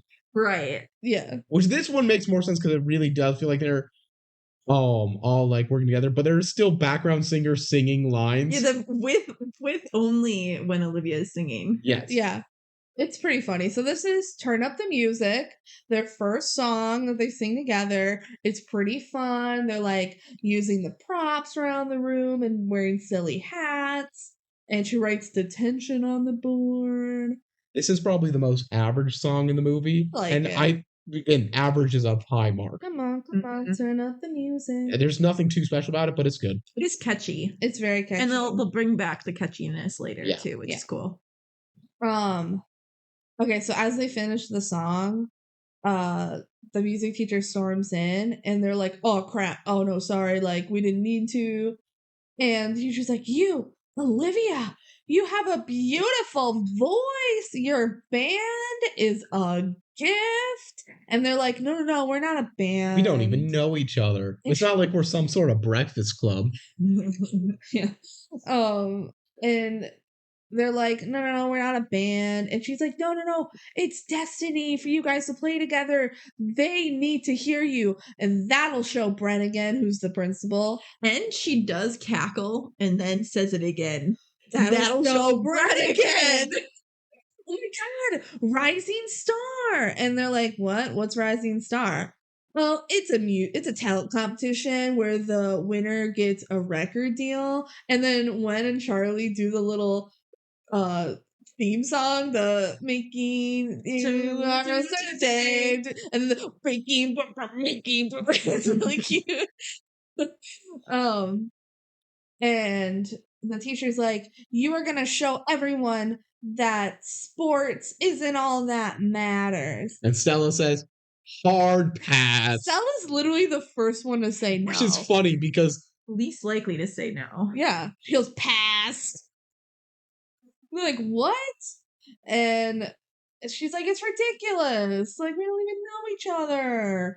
And then Mo's like, yeah, no, I'm not doing it. I have school too many stuff commitments and a boyfriend. Like, can't do it. And then after Mo says no, Charlie's like, oh, yeah, I got stuff. He was like, I'm gonna do it if my sexy future girlfriends. Yeah, he really just always does what Mo says. I feel like he always finds a way to be sitting or standing behind her so he can look at her. Yeah, no, 100%. He's such a simp. And then Olivia's like, oh, no, I don't sing. And the teacher's like, oh, we just heard you sing. And she's like, well, that's different. Like, I can't sing up on a stage. Last time I did that, in the first grade. Puked. And then Wen's like, yeah, that was hilarious. That was so funny. So all of them say no except Wen, and Wen's like, I'll do it. Wen literally throughout the whole movie is like so into it. He's so into it, except for like I'll be the penultimate. Yeah, that's true. Moment. Being realistic. But he's like, I'll be a one-man band. Yeah, he's like, I will highly consider being a one-man band. Hilarious. Yeah, his character is hilarious. Yeah. So no, it's all of these characters are fun. The only one that I think is kind of like a low-level character is Charlie, and that's because they couldn't give him as much development as the others because the movie was already like the movie's well-paced. I feel like if you do anything more, it's going to make it badly paced. They gave the other characters some more development, except even like Olivia is like Olivia's really not that developed. Burner. Yeah. Okay. And then Charlie says this. He goes, "This, yeah, we want to highlight this because this is one of my favorite things that I noticed in this rewatch." Charlie says, "It's not like we'd stand a chance in Rising Star anyway because Mudslide Crush is performing." And Mo says, "Yep, they're amazing." And Charlie immediately goes, they're not that amazing. He's the one who brought them up. It's like, well, Mudslide Crush is playing anyway, so we probably wouldn't stand a chance. That amazing, okay? Like, which we were talking about it, and it's like, it doesn't really make sense for anyone else to bring it up other than Charlie. Like, Stella wouldn't know who they are. Wen was just talking, so like it probably wouldn't be him. Olivia, no, she doesn't care. She's like a wallflower, like whatever. But Mo is the one that has to say, yeah, they're amazing. Although she could have said like Mudslide Crush is playing anyway, and they're amazing. And then Charlie goes, "You're not that amazing." Yeah. But it's amazing that he's like, they're good, and but I'm jealous. They're so good. Mudslide Crush is so good, they're gonna win, but they're not that good. It's so stupid. And then Stella's like, well, if those mudslide guys are playing, why bother if we don't stand a chance? And the music teacher goes, because, like you said, you deserve to be heard. And then they're just kind of like, dang, let that sink in. And then they all go their separate ways after detention. And Olivia gets home and she sees her Graham. Shout out Graham. She's great. Graham. She goes, how's Nancy doing? Nancy is a very old cat. And the cat looks so raggedy. I think they just put like oil on this cat to make it look almost like old cats don't look like that. It looks like it's an old cat they found in a sewer. Yeah. Usually old cats, if they're like not eating and stuff, they just look skinny. Yeah. Let's put some coconut oil on the cat. Okay. And then Wen is like walking, and we're assuming he's like home, right? Except it's like a ranch, and his dad, Sydney, and his little sister are by horses, and his dad's like, "You want to go for a ride with us?" So, do they live on a ranch? Do they live on a farm? They at least own horses. They own horses. And Wen has his own horse. Wen They're has like, his own you horse. always love riding your horse. Yeah, so they are loaded. Sydney is like in it for the money. Oh, yeah. For sure. She's Good like, I won't for need her. my community college photography degree anymore. She's like, now I can follow my true passion. Money. In photography. Like, she was gonna go into like nursing, but then she met Wen's dad and is like, I'm gonna take a photography course. So Wen's like, nah, I don't like to ride. And they're like, you love to ride your horse. Only you can just tell it's because Sydney's there. Right? Okay. At home, Mo is practicing her violin, and when her parents leave the room, she starts playing Turn Up the Music on her violin. And the mom notices and is like, yay, she's having fun. She's, what are you doing? Then we get Charlie practicing the drums in his garage, and his mom comes in and says, oh my gosh, how are soccer tryouts? Charlie says, they were great. Great. And the mom is happy. She's like, yay, you should now go study so you can get into Stanford like your brother. What He's the going to get a hell? music scholarship. Stanford's very famous band. This mom is awful. That she's She like, just has no awareness of her son. no, she's like, you have to go to Stanford just like your brother. And there's no other way. And of course you want that. Like, she's not great. Okay, and then we get Stella having dinner with her family, and she's appalled that they're eating fish. She's like, how can you do that? And pretty woke for Disney. pretty woke. So she's a vegetarian. It's interesting that they chose fish, though, considering... And she's full vegetarian. Not not She's not pescatarian. pescatarian. She is vegetarian. Which, okay, I just started rewatching Switched at Birth. I'm through the first season. Love that show. I know, it's so good. In that show, Daphne's a vegetarian, but she eats fish. And she calls herself a vegetarian. I'm like, No, you are girl, a pescatarian. pescatarian. We have a term for it. Hello. Because apparently it's... Why is it so popular to be a vegetarian but you eat fish, a pescatarian? Yeah, I wonder why is they're it big okay enough with, that there's a term? why are they okay with eating fish, is what I want. Like, fish feels like less animal, like, to some people. I think Yeah. that's it. Literally, Stella goes, how can you eat that? And one of the kids goes, fish don't feel And pain. that's what other people think when they're pescatarians. It's pretty funny. It's pretty funny. Fish don't feel pain. We can eat fish. And they're like, when are you vegetarian? And she's like, and she has a shirt that says like vegetarians rule on it or something. And she's like, since 4 months ago. I like to imagine this fight happens every dinner. I just forget. And she's like, guess you guys don't notice because you're like, I think the mom makes biodegradable plastic or something. And the dad's curing cancer. yeah, and the But kid, not yet. yeah, not yet. And she's like, I know. There's still cancer, ain't there? And the kids like make their own toys and stuff. So she's like, I may not be a genius like everyone else in this family, but I can do things too, you know? I can start a revolution. And then she angry eats her broccoli. That's nice, dear. Yeah, that's nice, dear. So she starts a revolution. Yeah. So then in school, Stella sends a text to the other 4 future band members, and it's like, she's like, coincidence or destiny or something. Let's talk.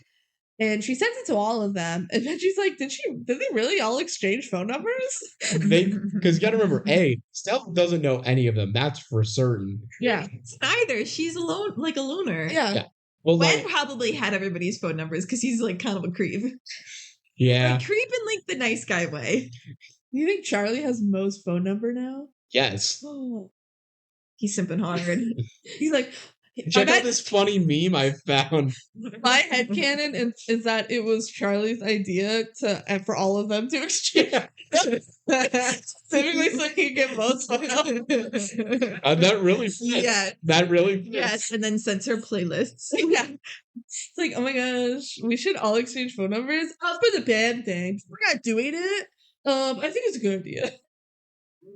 Okay, so when like sneaks up behind Olivia and holds up his phone too, it's like, you think about it's about the band, and she like slams through the locker and like walks away because you can tell she likes Wen.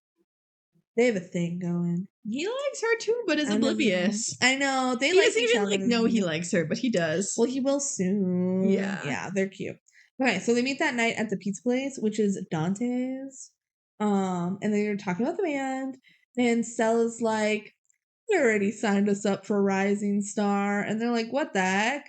We're not even a band yet. We need to practice." And she's like, "That's why I also signed us up for the Halloween bash."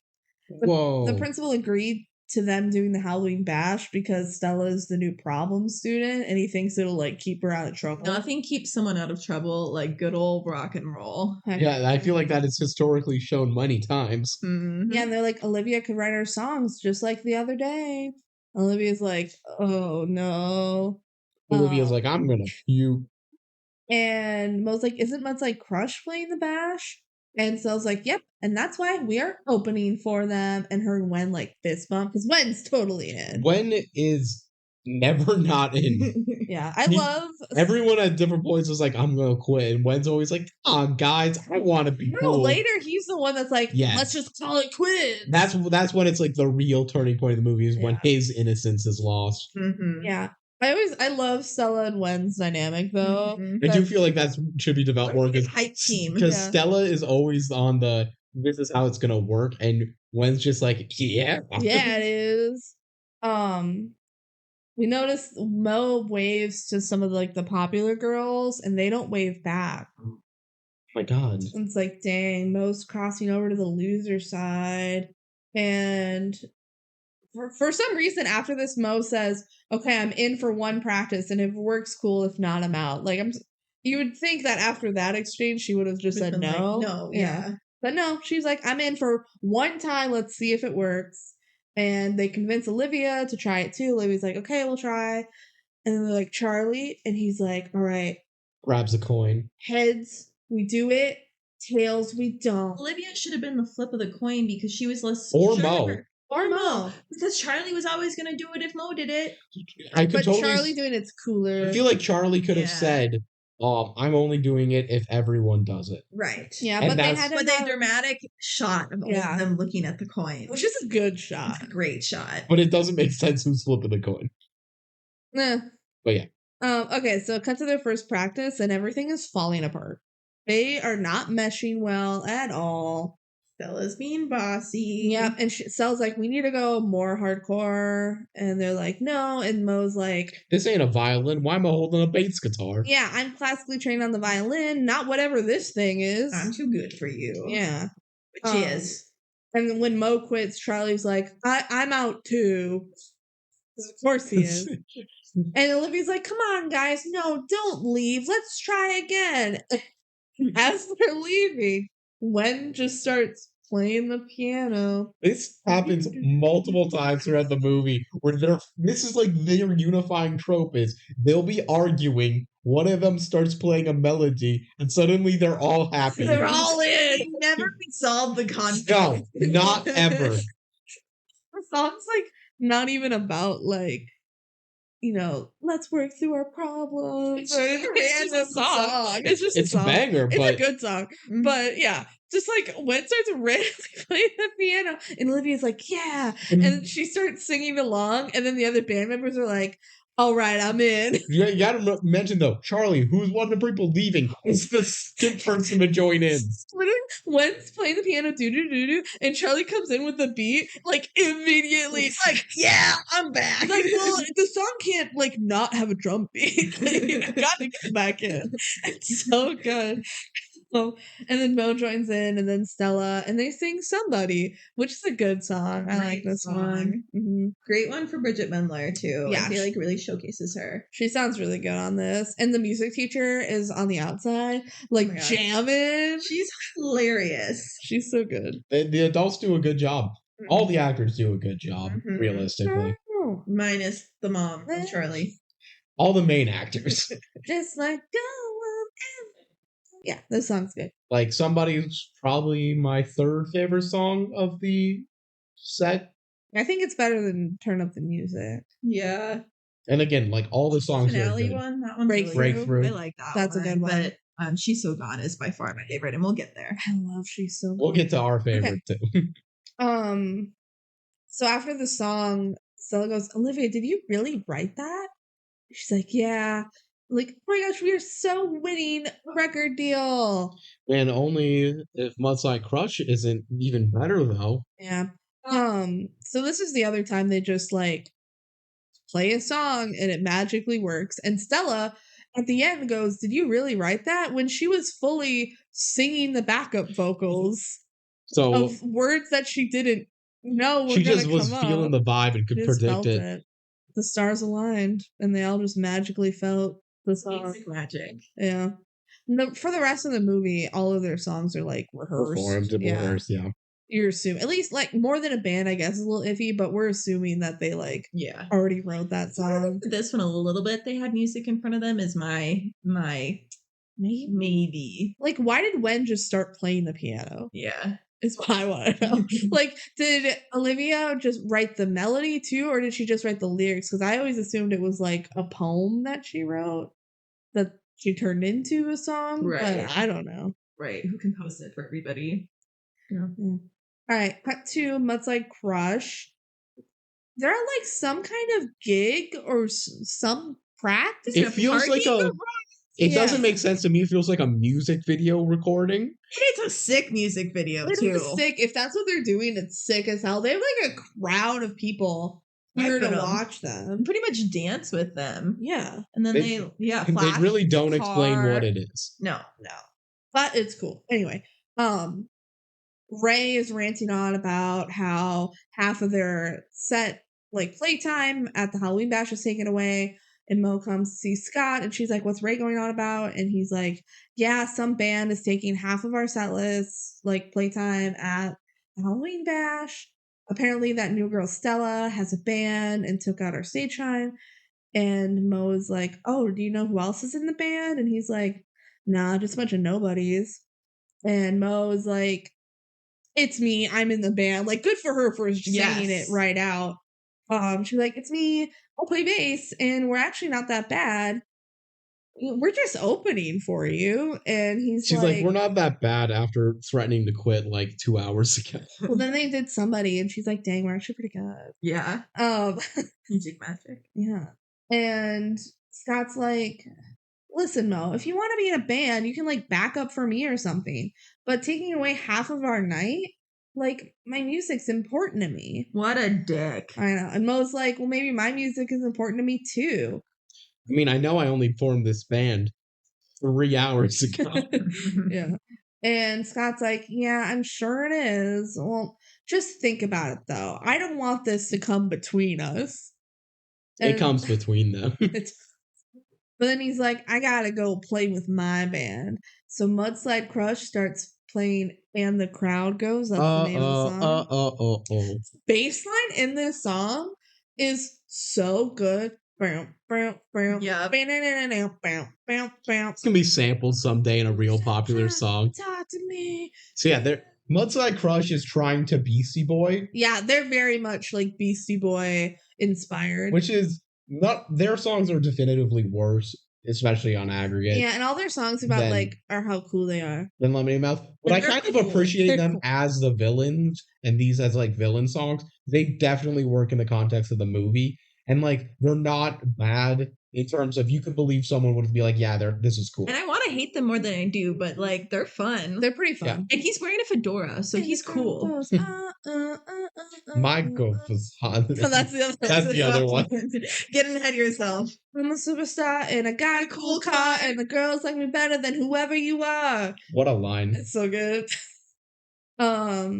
Yeah, okay. And they start their little performance in a car and come out of the car. Which is cool. It's cool. It's like a music video. It's pretty cool. And Ray jumps off of the truck over Scott. And he goes, and the crowd goes. Yeah. Okay, but did people come just to hear one song and then leave? I think they got said, hey, you want to be in a music video? Yeah, music video makes so much more sense. Yeah, we can just pretend that's what they were doing. Because they never explain it, and it feels like that's one of the possible solutions. Yeah. All right, so at school, Wen and Stella are walking through the hall, and everybody's staring at them. And So the 5 of them are just like now friends and all hanging out publicly. For her scene, Yeah. so yeah. And they're on their way to band practice right now. Wen and Stella are, and Wen's like, "Oh yeah, everyone's mad at us because we're taking half of Mudslide Crush's gig, and they're like the really cool people." And Stella's like, "Well, what does that make us?" And he's like, "We're a rash. We're rash, like we're persistent." She like, doesn't she give him knuckles after Yeah, that? she's like, "I like it." When's weird. Line is so great because it's so quirky. Yeah. Like they really Yeah. painted Wen as this like really quirky A guy that's fun dude. to hang around, but you're also like, I get why he doesn't have many friends. And this is when they go in and they have their underground. What was it? You got your unofficial underground attendance badge. Underworld. And we're subterranean and we're proud. Yeah. Cheers. And then they hear the toilet again and go, "Oh, that's gross." And then Cell's like, "All right, guys, we need a band name. How about Soul Groove?" No. How about the Anarchists? I feel like that's not their full political stance, but okay. Like, no, not Anarchists. Olivia says, "I'm gonna go get another lemonade." When he goes through his whole notebook. He's like, "Oh, I had some ideas. When?" His delivery of it is so good. One man, the one name band, like Cher, like and Bon Jovi. And then Olivia comes in and says, "Back off the bash." And they're like, "That's a dumb band name." And Wen goes, "I love it." It's better when they go with, if we're gonna be real. He likes Olivia, so he's just like, "I gotta support my girl." Like, I love it. I think it's so good. And she goes, No, back off the bash. It's a sign that was taped to the lemonade machine. Oh my god, it's like written in red. It looks like it's written in blood. It's just like, back off the bash or else. You're getting threatened. Yeah, which is theoretically bad, but also, back off the bash is a better name. We'll get to why they're called Lemonade Mouth very shortly. It's literally like the next scene. But I'm going to say this now. I think Lemonade Mouth is a bad name for a band. It only works because we've been like exposed to it long enough that like the mere exposure effect is working. We're like, it's fine. It works. Back off the bash is better saying just do like Lemonade. That would be a good name. Yeah. The mouth part's weird. It was like a dig at the bully, though. Okay, so this scene happens now. So we cut to a video of the principal like giving an announcement on the TVs, and he's like, "Someone put gum on the bleachers," and he like starts crying. Like, it's actually so funny. And they're at lunch. Everyone's at lunch, and Mo sits by Scott, and she's like, "Why didn't you call me back?" And he's like, "Yeah, I've been like busy." Whatever. And Mo's like, "Is this about like me being in the band?" And Scott's like, yeah. Well, he's like, you know what, like, you know how it is. Yeah. And then he like ditches her. He leaves. Yeah. And Charlie immediately runs over. When Mo's alone, like, and he smiles at her. And she's like, "If a guy doesn't call, like, should I be worried? Do guys do that? You're a guy, right?" And he's like, "Really? What?" She's like, "No, you're not a guy. Like, you're my friend." And he's like, "Yeah, that's worse." But then Wen comes over and he's like, "Was someone going on? Like, what?" Then we cut to Olivia getting a turbo blast from the vending machine, and I wrote bitchy girl. Her name's Jules. Yeah. She only matters in a couple scenes, but is like name dropped quite a bit through the She does have a name, yeah. She comes over and just takes the turbo blast from Olivia, which is so rude. So rude. So and how did she not get in trouble? Oh, because she's on the principal team. Yeah. And Ray comes in. He's like, "You're the new singer for that band, right? Well, you should just sing something for us right here now." Belt one out. Yeah. What's she gonna do? Start singing like Happy Birthday? That'd be funny. I'd be like, "Give me back my turbo blast."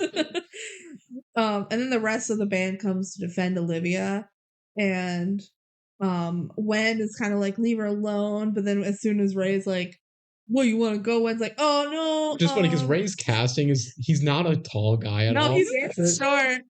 Wen is very tall. Wen is absolutely physically at the advantage in this altercation, and he completely backs And off. he's like, I'm a lover, not a fighter.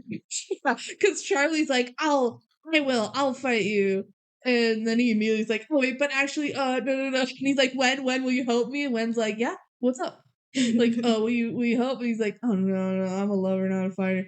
And then they're like trying not to fight, but then Stella's like, actually, and like taps on the shoulder, and Ray's like, what? And she goes, hold on a second. She takes a sip of lemonade and then spits it out at him. It's so badass. And the lemonade is so yellow that it like stains this white This shirt. counts as a goop moment, right? Yeah, it's pretty goop. I have a running tally of how many times people get gooped in Disney Channel original movies because it happens a lot. Do you have one for food fights too? Yeah. The biggest food fight movie we have not covered yet. It's Eddie's $1 Million Cook-Off. It's like a quarter of the movie is food fights. Okay, so and then they all kind of start fighting, and Stella like threatens to spit at the cheerleader and stuff, and it's funny. And the principal segues in, and Ray's like, I'll tell you what happened, sir. I was just trying to get a turbo blast when all of a sudden these guys start threatening us, and Lemonade Mouth over here spits on me, and they're like, and that's how they got their band name. Wow. So it was like a dig at Ray of like, oh, you're calling us Lemonade Mouth? We're going to own it. Lemonade Mouth. We are Lemonade Mouth. And they all like lemonade. So, yeah. All right. So then cut to Wen going over to Olivia's house. And she opens the door, is like, what are you doing here? And he's like, Stella thought we should like songwrite together. He didn't tell her that he was coming over. Yeah, it's kind of weird. Was he just talking to Stella because those two hang out on the reg? Yeah, those two hang out all the time. Because they're like, oh my god, I love being in a band. Oh my god. Our band's so good. And then Stella's like, you should go talk to Olivia and write songs. And he's like, I'm going to go right now. Sure, I'll head over I there won't text her. I don't have her number. I have her address, though. So they go to the backyard, and Graham pours them some lemonade. And Graham's like, I've never met one of Olivia's friends before. Oh, Grandma. Oh, Graham, no. Why would you say that? Olivia's like, she's just kidding. Like, she's met so many of my friends. She saved it. Yeah, saved it. And then Wen's like, I'm working on a rap. And he like does a little rap, and he's like, determinate. Notably, this is not the rap from Determinate. It's a totally different rap. I guess he just scraps it, but they keep the determinate. And he's like, it means like get determined. And she's like, that's not what that means. No. But then they use it anyway. Because it sounds good. It does sound good. Determinate. Determinate what? And then when he sees the cat walk by, and he goes, whoa, that is an old cat. And Olivia immediately starts crying. Which Wen's just like, oh, like, sorry. Like, what? Like, she fully cries. She's just like, she's really old. Like, this is so weird from Wen's perspective. It's just like, wow, that's an old cat. And then the person you're talking to is bawling. You're like, what did I say? Last thing I have left of my mom. Yeah, so Nancy was her mom's, and she died. And Wen goes, well, what about your dad? And Livy's like, let's talk about anything else. Give it the music, which like, ooh, it's just awkward. And Livy says like, oh, I have something I've been working on, and she gets like sheet music. So I guess she like fully wrote out some sheet music. Well, she is reasonable enough. Yeah, I guess she's musically talented. And they play the beginning of Determinate, the like slow bit, and they harmonize. Romantic. They sing it together. Oh my gosh. And then they almost kiss, but they don't. And Wen says, I like when you smile. This is like 5 minutes max since she was just bawling. I like when you smile. So his lines are gold. I hope these are all in the book. I don't know. Yeah, it's awkward, and then that's like the end of the scene. Okay, so then Lemonade Mouth is walking through the hall, and they're like, last rehearsal before the Halloween bash, which is tomorrow. The Halloween bash is tomorrow. And Olivia's like nervous, but they're like, hey, Olivia, it's okay. Like, we're all nervous. But you know what'll make us feel better? Lemonade. But then they go down to the lemonade machine and it's scheduled for removal. What? Oh my gosh. So they go up to the secretary and it's Wen and Stella again, the dynamic duo. Like these two are the best friends of the band. Just saying. They go up by themselves to the office. And Stella's like, I want to ask about the lemonade machine in the basement. And the secretary, who for some reason has like a Midwestern accent. Yes, she's a Minnesota mom. It's so good. Do you have down when she's chatting on the phone after? Yeah, no, Okay, I'll good. talk about it. But she's like, there's a lemonade machine down there? And Stella's like, yeah, for now. And she's getting all fed up.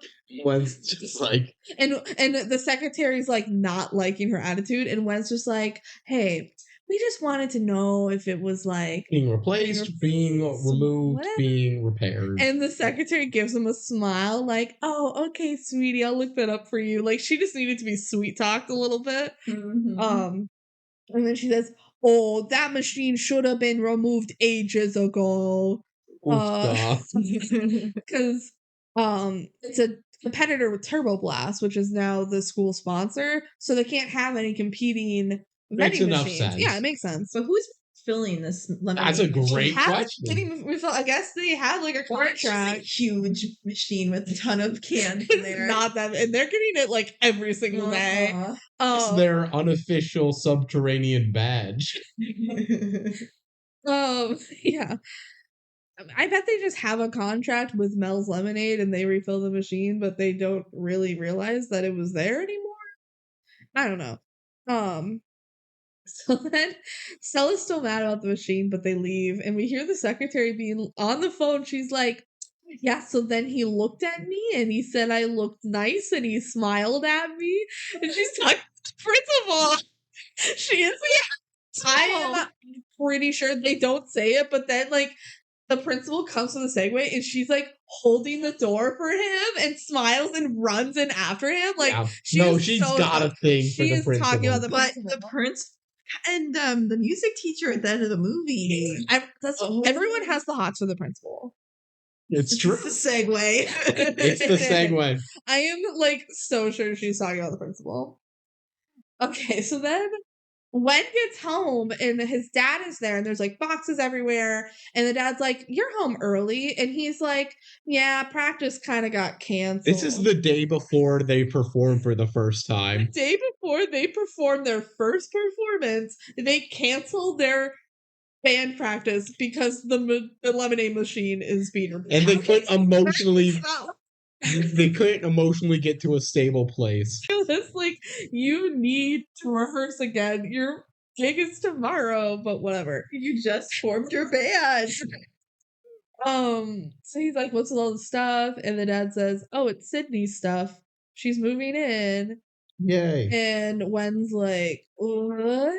And dad's like, I know it's been tough with your mom leaving and everything. So confirmed, the mom didn't die. The mom just left. Yeah. And is out of the picture. I don't know. I think the dad should have given him a warning before seeing boxes. Yeah. Well, yeah. And then he says, I want you to be okay with this because I've asked her to marry me. Yep. And that's not the time to drop both at once. Can you imagine? 2 for the price of 1. Your dad is dating a 28-year-old and then all of a sudden she's moving in because he's already proposed to her? Maybe they've been dating for like 5 years. Oh. They haven't, based on everything we know about this film. I feel like this has gone pretty quick. She's in it for the money. We know this for sure. Mm-hmm. And the horses. God, he should really talk to his kids before proposing to his girlfriend and moving her into their house. But whatever. So Wen just walks away. At school, Ray's like, hey, Mo, come with me. And Mo's like, okay. And he takes her up to the weight room where Scott is there flirting with Jules, and she's feel my bicep. Yeah, and she's like wearing his leather jacket, and Mo sees this and just storms out. And Scott's like, "Wait, no." And Ray just says, "Let her go, let her go. Hey, good luck tonight." So this is all set up by Ray. Yeah, Ray set that up. But Scott's also kind of being a tool. Yeah, he definitely is a tool. But Ray set it up. Probably was like, "Hey, Jules, go flirt with Scott," which Scott has already been a bad boyfriend as of late. So yeah. Okay, so now we're at the Halloween bash, performance night.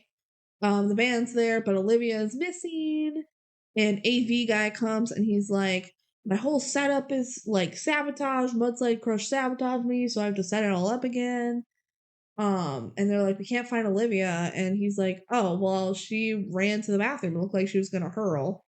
So they go to find the bathroom, and Ray and Scott are like, "If those lemonade mouth people bail on you, we have 2 sets prepared." Just saying. The principal's like, "Let me go see if they are going to show up," and goes and finds the music teacher. Yeah, the music teacher's dressed like Lady Gaga, and he's dressed like Napoleon. It's also great. iconic. Yeah, they went off. They did.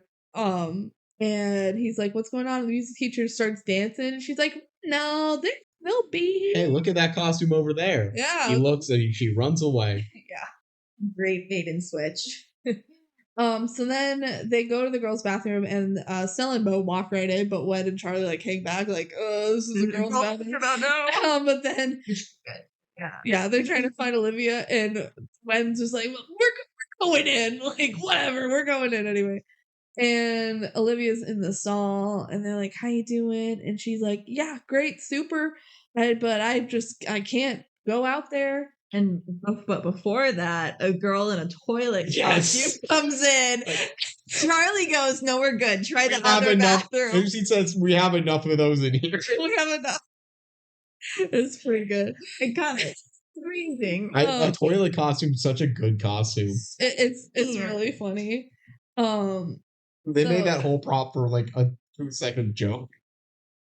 Then Wen sees that Stella like made a belt that carries cans of milk. I feel like that would be heavy. It would be heavy. The coolest person at the party with one of those. Absolutely. She's pretty cool. And their whole thing is lemonade. Like, it's pretty cool. He grabs one and gives it to Olivia over the stall, and he's like, "We all believe in you. I believe in you." And Olivia cracks open the lemonade and takes a sip, which is so disgusting because she just threw up, and that is the last thing you want after you throw up. The acidity. But whatever, she drinks it and she opens the door. She says, "I'm ready." Which there's some truth to that. Like, one of the things to help people with anxiety attacks is sour things. Interesting. Because it like helps reset your mind. So like, I can see some truth to that. I don't think Disney was going for it. I think they were going for the magic lemonade that makes music. There's something in that lemonade. Okay, so then they go on stage, and Ray tries to roast them. He's like, "Good costumes. Oh, you're not wearing costumes?" They look completely normal. That's a classic DCOM diss too. Yeah, it is. And then they start the song Determinate. Determinate goes so hard.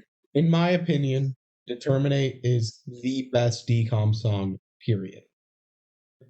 Breaking Free, also high up there. I think Breaking Free is my favorite DCOM song ever. Determinate's also really good. It's really close. Like, Determinate and She's So Gone are both so good. I love She's So Gone. It's hard to pick. And maybe I just like the breakup ones, but there's some great like Troy running around like breakup songs.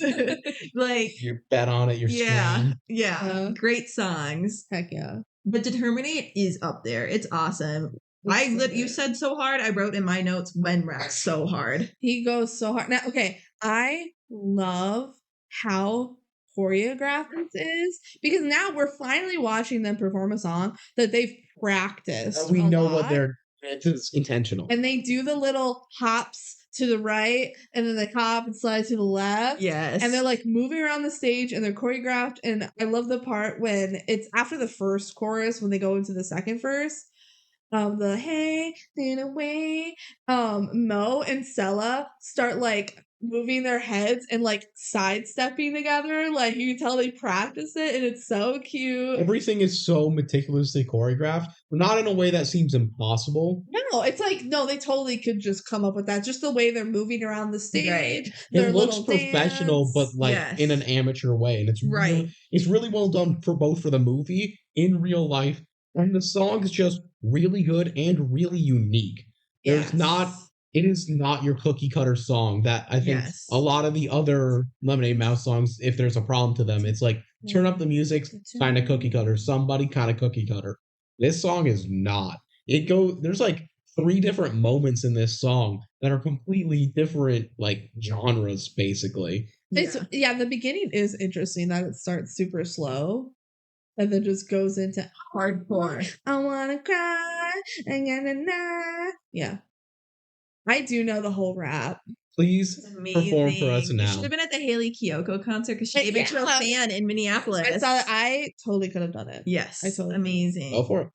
It's when I'm him said music like a veteran renegade lemonade using my medicine. Go ahead, try name a band name better than reason why the whole world's picking us to send. People need to really because they feel that adrenaline. Snap! Now hurry up and let us in. Knack! Because to come to the house and people can smile like there's lemons in the mouth. I'm the real deal. You know how I feel. What in it for the mail? I'm just in for the thrill. Get down. Now I ain't playing around. Picking people on the ground. Make that sound like Nico. She barked at the end of the. She was hyping you on. It's like, yeah. Determinate. Okay, and then Stella goes, which awesome rap, by the way. Stella is rocking her long shorts, and she's on the ground with her guitar on the back, rocking and kicking her legs. She's a rock star. And like Olivia starts like running around. Oh god. And then like I love at the end too. They all like Wen switched to a keytar and he like throws it away, and Charlie like throws away his stick. Oh my gosh, They're the going girls stepping hard. The girls go crazy for Charlie, who's like whipping his hair around. I'd like to point out this is song 1. Yeah. This is a set that's supposed to last like an hour. I doubt it's an hour. I bet they have like a 20-minute set. Yeah, I bet they have like 4 songs that they were gonna do. Or maybe it was only the 2, but like I doubt that the 2 bands were there to play the whole night. And plus they weren't playing the beginning of the night. I think it's just like we're gonna showcase a few bands, are gonna play a few songs. Yeah. You know, we don't get a clear answer. But they finished Terminate and the crowd is completely won over. The crowd was doing how do you not get won over? Like, and the dance is so easy. You just do like a couple hops and then you slide to the right, and then you do hops and you slide to the left. Like, the crowd is doing the choreography and it's so much fun. And it's also a dance that you could do in auditorium seats, just saying. Yeah. Yeah. So they've done it, the crowd's going wild, and Louis like, okay, thank you. Like, we are Lemonade Mouth, and now we're gonna have our lead guitarist say some words. And Stella comes in, and she's like, I'm here to talk about lemonade. And she's already won over the crowd. Like, they're already into it. And so she's like, okay, we played our banger. Now we're gonna play our political song. Yeah, so they start passing out just a huge bucket of Mel's lemonade. I guess they bought out the whole machine. How much they spent on lemonade, but I guess it was like a quarter. Gotta remember, they're all really rich. That's true. Yeah, I bet Wen just bought a bunch of it. I don't get how it's only a quarter, because these glass bottles themselves should be more than a quarter. They should. I think they just went to Costco and bought like a whole giant case of that. Anyway, they're passing out lemonade to everybody. And Stella's talking about how there's a Mel's lemonade machine in the basement and it's scheduled for removal. I love that of all things. She's like protesting. She's like, this matters. Stand up for what you believe in, like lemonade machines. She actually, though, transitions it to like, this school wants to make you think that only sports matter. And she lists off like, how about the newspaper, the AV club, the chess club? Like, she's like, all of these clubs all the one matter. members in the chess club. Yeah. She's like, ladies and gentlemen, we do matter. And then they start going, be heard, be strong, be proud. This is the worst song that the band releases. Yeah. Minus their bonus track. Yeah, but that's not part of the movie. I think beginning part is not bad, but the song's too long and not good. I'm just saying it's not good. I think this is the only flop that's in the movie, like Yeah. from Lemonade Mouth. They also have little choreographed moves for this song, and people are like, "Yeah," but the principal's like, "No," and he shuts them down. He fully cuts the power on I'll them. call your father. Yeah, he's like, "No, I will call your father." And he shuts them down, and then we get like the next day, they're all in the principal's office, and he's like, "So you're all here. We're gonna talk about the little stunt you pulled at the bash. You're very talented. I'll give you that." He's like so dramatic. But a school dance is no place for a political tirade About lemonade. That's great because it's just like a lot of this stuff. Yeah. And then he's like, "You, Stella, promised no funny business." And she's like, "But it wasn't funny." Can you read my shirt? I question authority. She was wearing the Question Authority shirt at The concert. concert. And she says, "It wasn't funny. We spoke our minds. And Mr. Burnham, you shut us down." And he's like, "Yeah, I shut you down for the good of the school. Okay?" So Lemonade Mouth is no longer allowed to use school equipment or practice in any of the classrooms. So they're like, "Guess Lemonade Mouth is over because we can't use the school. They can't find anywhere else We're to rich. practice." Literally, later in the movie, they're like at Stella's house, singing and playing. They but, absolutely And could they play have a anywhere. garage at Charlie's house. Literally, It has a yeah. drum set in it. Perfect place. It already has a but drum set. he's fake practicing soccer, so. I guess so. Yeah, But still, Stella's place fully would work. it would, or maybe Wed's ranch. Go play for the horses. Maybe they don't have another drum set that they can move. Pool later on. I think that's Stella's house. That's what I think it is. Anyway, at science class, Wen is with the AV friend that like helped them. I don't even think that character ever has a I name. don't think he has a name. But he's in a decent amount of the movie. He's like, "Hey, I made a CD of your performance at the bash. This Like, is so asking." cool. The Well, art first on off- it is so cool. Yeah, it's like a handmade CD that's like live at the bash. First off, they only played 1.5 songs at the bash, Because the Terminate was that good. so it's kind of funny. Number two, maybe he put on other songs that were, like recorded in practice because he was around there. I bet he secretly recorded them too. He gives like fangirl vibes of I'd Mhm. secretly record you and sell it. Yeah. But he's like, "I've already sold like 5 of them. Like, sorry, but people have been asking about them. So I figured we can share the profits. AV Club gets 30% and you guys get the rest." And Wen's like, "Yeah, deal." So he gives them some money of the profits. It's like it's not even like a bad economics deal. I feel like he's doing all the work Yeah, rather he did than all the making work. the music. And then the band is reading a newspaper review of Lemonade Mouth at the bash. That's really good. And they're like, "Oh my gosh, our first review and last, apparently." So we're definitely quitting. Yeah. And then some girls wave at Charlie, and he's like, "I think they like us." And they're like, "Oh, Charlie, They think you're they think cute. you're cute." And he's oblivious. And then we get a little montage of all the students around the school loving Lemonade Mouth. There's We like, gotta remember, one school day ago, they were loathed by the Yeah. whole school, and now everyone's like, "You're pretty cool, they're kid." pretty cool. There's like signs all over the school of Lemonade Mouth, and people do the little dance moves of like, Cheers. "We're drinking lemonade," and yeah, everyone loves them. Like, "Oh my gosh, it's Lemonade Mouth!" Like, they're popular. And then it cuts to like there's a big banner of like Lemonade Mouth or like "Don't Stop," whatever. And the janitor is doing such a bad job. It's so down, dumb. And it's so funny. He's just kind of like tapping it with a mop. It's not aggressively tapping, it's not pulling it down, which is the obvious thing you would do, is just put the broom on the top of the sign and pull. We need you to take this down, but you actually can't, so pretend. And he's just going tap, Tap, tap. tap, tap. And the principal sees Stella and is like, "You guys need to knock it off." And she's like, "It wasn't us." And he's like, "Whatever." You're like, skating a down. fine line. Hey, janitor, it's not a pinata. you gotta whack it, and he starts like whacking. It's funny. Okay, so now they're back at the pizza place, and they say, "This is again." Wen and Stella have this little like, "What if we told you we could play again?" Like they like practice this because they're best friends. All off screen. Yeah. And they're like, "No, we can't play again. Brannigan won't let us." And they're like, "Well, we wouldn't be playing at the school. We would be playing right here at this pizza place." Wen gave Dante their CD and he loved it. So now they get to play here and it will like probably turn into a regular gig.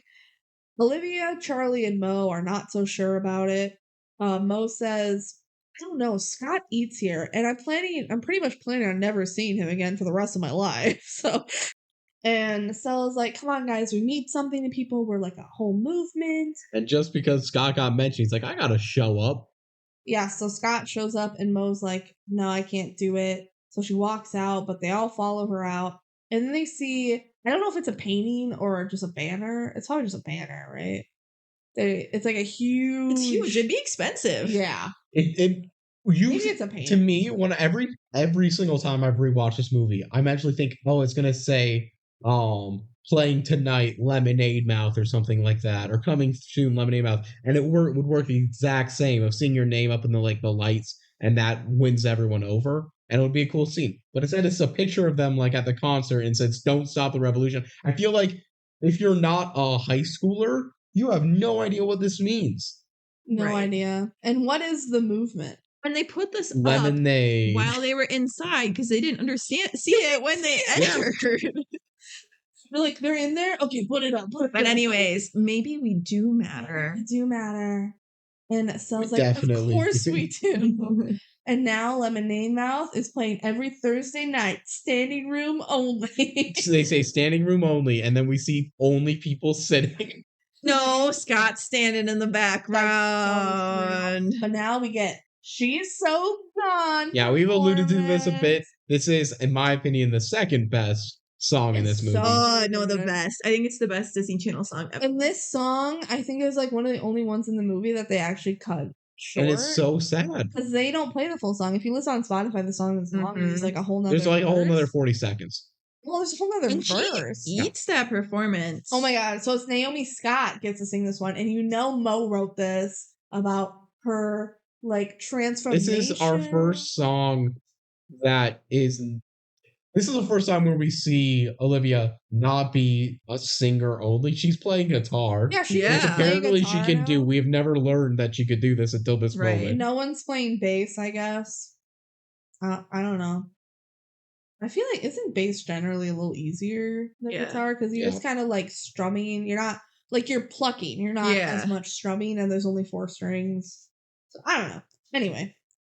Mo is just eating this up. She's dancing on all the tables. Everyone in the pizza place is absolutely loving it. There's this one guy in a white t-shirt in the back that is so dance move. so hard. Except Scott's like, his arms are crossed and he's like, meh. And Mo's singing about how that girl I used to be, she's so gone. You won't find her around. It's such a good song. I love the song. I belt the song out in my car. It's great. There's no one iconic moment is when she grabs the napkin. It's the cleanest napkin holder you've seen in your life. Yeah, for a pizza place where everyone's touching it with their greasy fingers, but no, you can see her reflection clear as day. And she looks at it, and then she whips it behind her, and a guy grabs her hand, and she spins around. Oh, what a great move. Good. I love the moment, too, where she's on the table, and she, like, crouches down, and then she lifts back up for the chorus, which it should be a key change, but it's not. It's kind of sad that it's not a key change, but whatever. It's still a moment. And then we get, like, a slow-mo Lemonade Mouth walking, like, down the hall as kind of like celebrities. Lemonade Mouth was officially a sensation, but also we were friends. That's like basically what she says.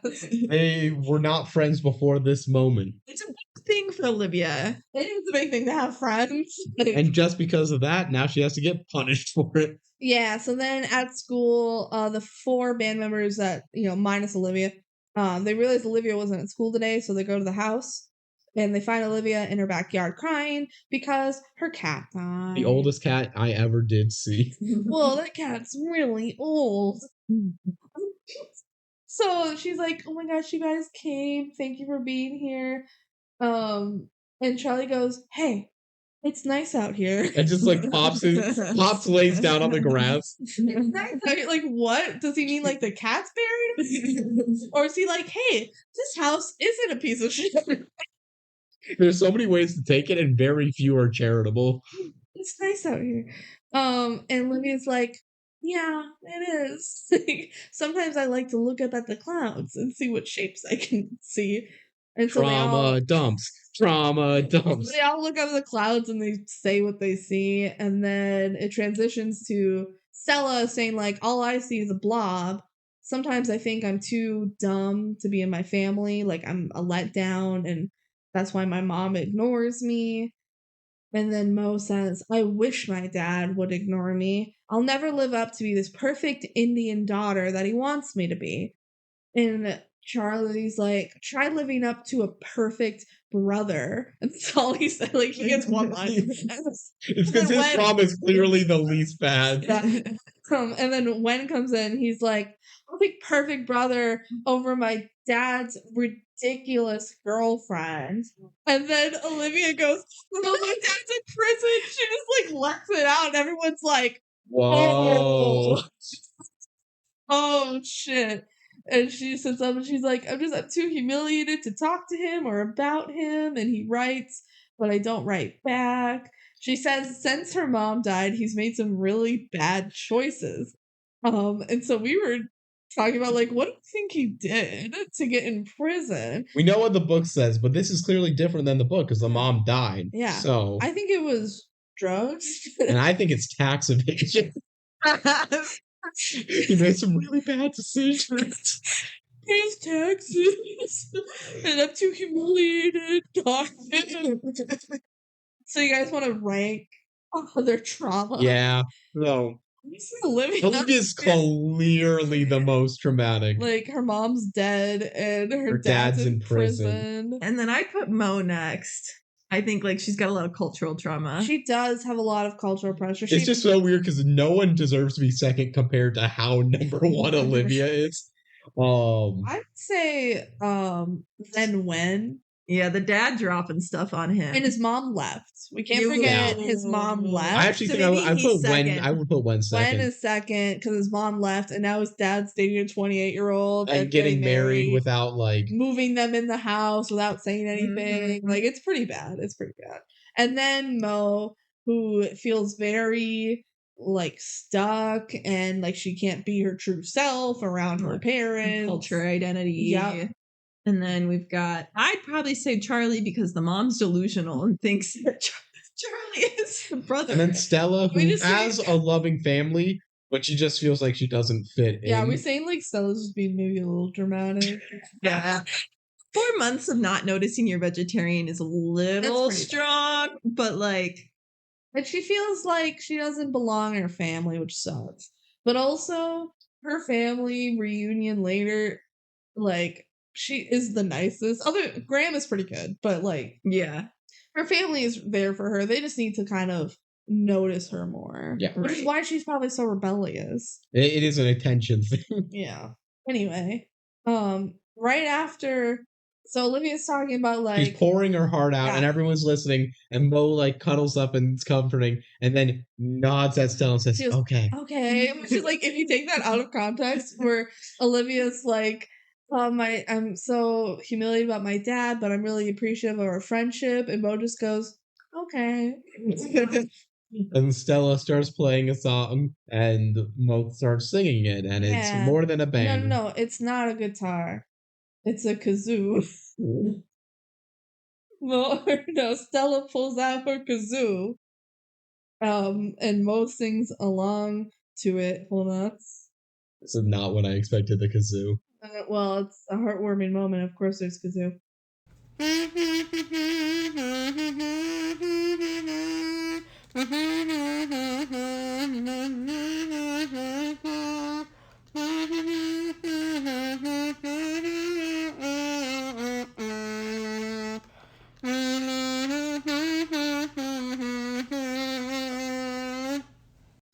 you. Beautiful. Thank you. I was hoping you'd pick a Mudslide Crush song. That would have been I thought you were funny. gonna do That would have been good. my car is My girl is hotter than your girl. You know it.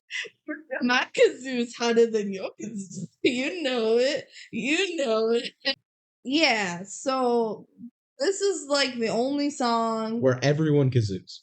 everyone kazoos together. Yes. And they like take turns. Okay, so So Stella kazoos alone. The other two pair off and kazoo as pairs. And Stella's just left alone. Just like them couple.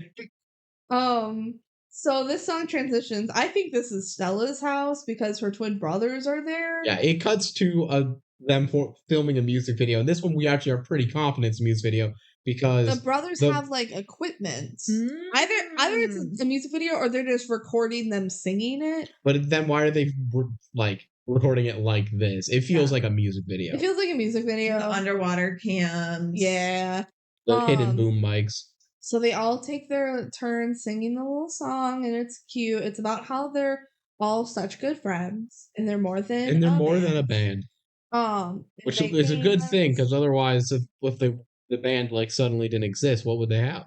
Yeah, and they jump in the pool and whatever, and it's cute. It's heartwarming. It's a fine song. It's very specific. I think is what I don't like about it. It is hard to generalize. We are more than a band. It's like you can only relate to this if you're in a band. Right. If is my issue with it. I don't really like it when bands have songs that are like specific to we're a band. Like I'm not just another band out of Boston. Yeah, it's literally what I'm thinking about the Boston song Rock and Roll Band. They're like, we were a band in Boston. It's like I can't relate to that at all. We're super cool. It's like what that song is about.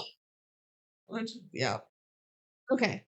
So then we see Mo walking and she walks by Scott. And she's like, I want to talk to you, Scott. And he's like, hey, I made a mistake, but I still have feelings for you. And she's like, what about Jules? And he's like, we're just friends.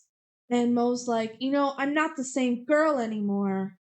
Because she's so gone. She's so gone. I'm not going to be something I'm not for anyone. Me and my music, we're a package deal. And Scott's like, I know, I get it now. I'm sorry. Can you ever forgive me? And she says, of course I can forgive you. And he thinks that means they're going to be back together. And she says, no, it doesn't change anything between us. It's going to take a lot more than sorry to fix this. And then she walks into the street. And the car drives behind her.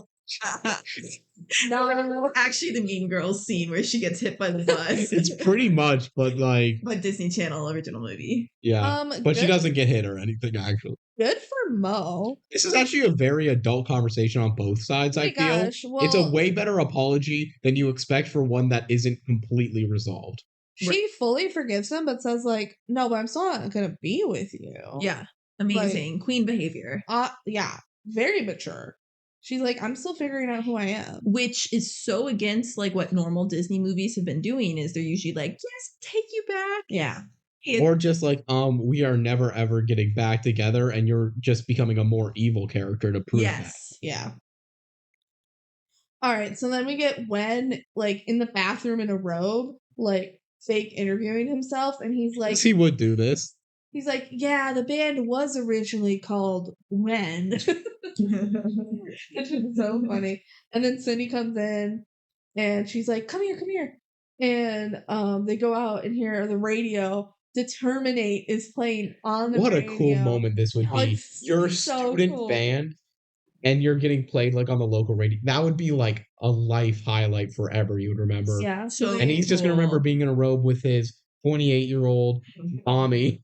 Who did knock? She did not. I mean, honestly, in this case, she's probably so excited that I get it. You So have, fair. You have to So get him. fair. You have to get him right now. So It would have been so bad. Would have been so bad. And it's There's a lot really- of things teenage boys do in bathrooms you don't want to be a part of. Ooh. It's so cute though that he's celebrating with Sydney though. Like they're kind of starting to bond a little. Yeah, well, it's a real big moment. And then the dad comes and they all bond together. Yeah.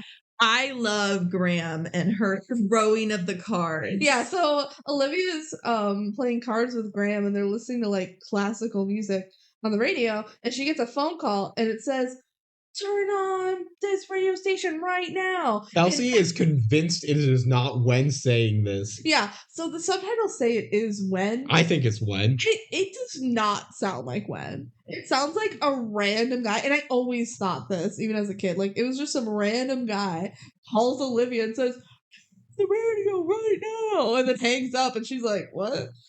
But she does it. She turns on the radio, and she's like, "Oh, Graham, you're playing us on the radio." And they throw up the cards, and they dance, and it's so cute. And then it cuts to the other three, and so it's Stella, Charlie, and Mo dancing. So those three were just hanging out. Yeah. Stella's friends with everybody except for Olivia on the side. Pretty much, yeah. She's like, "I don't care that much about Olivia."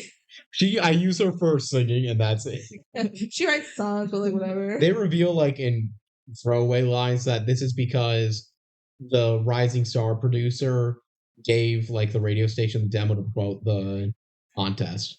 Really? Yeah. Oh, I missed that. It's like in a throwaway line that I caught for the first time in this watch. Anyway, voiceover, it's like, yeah, we were pretty cool, but that's when things started to fall apart. And now they're at the pizza place and they're singing Somebody, but it like doesn't sound very good. And Mo is sick.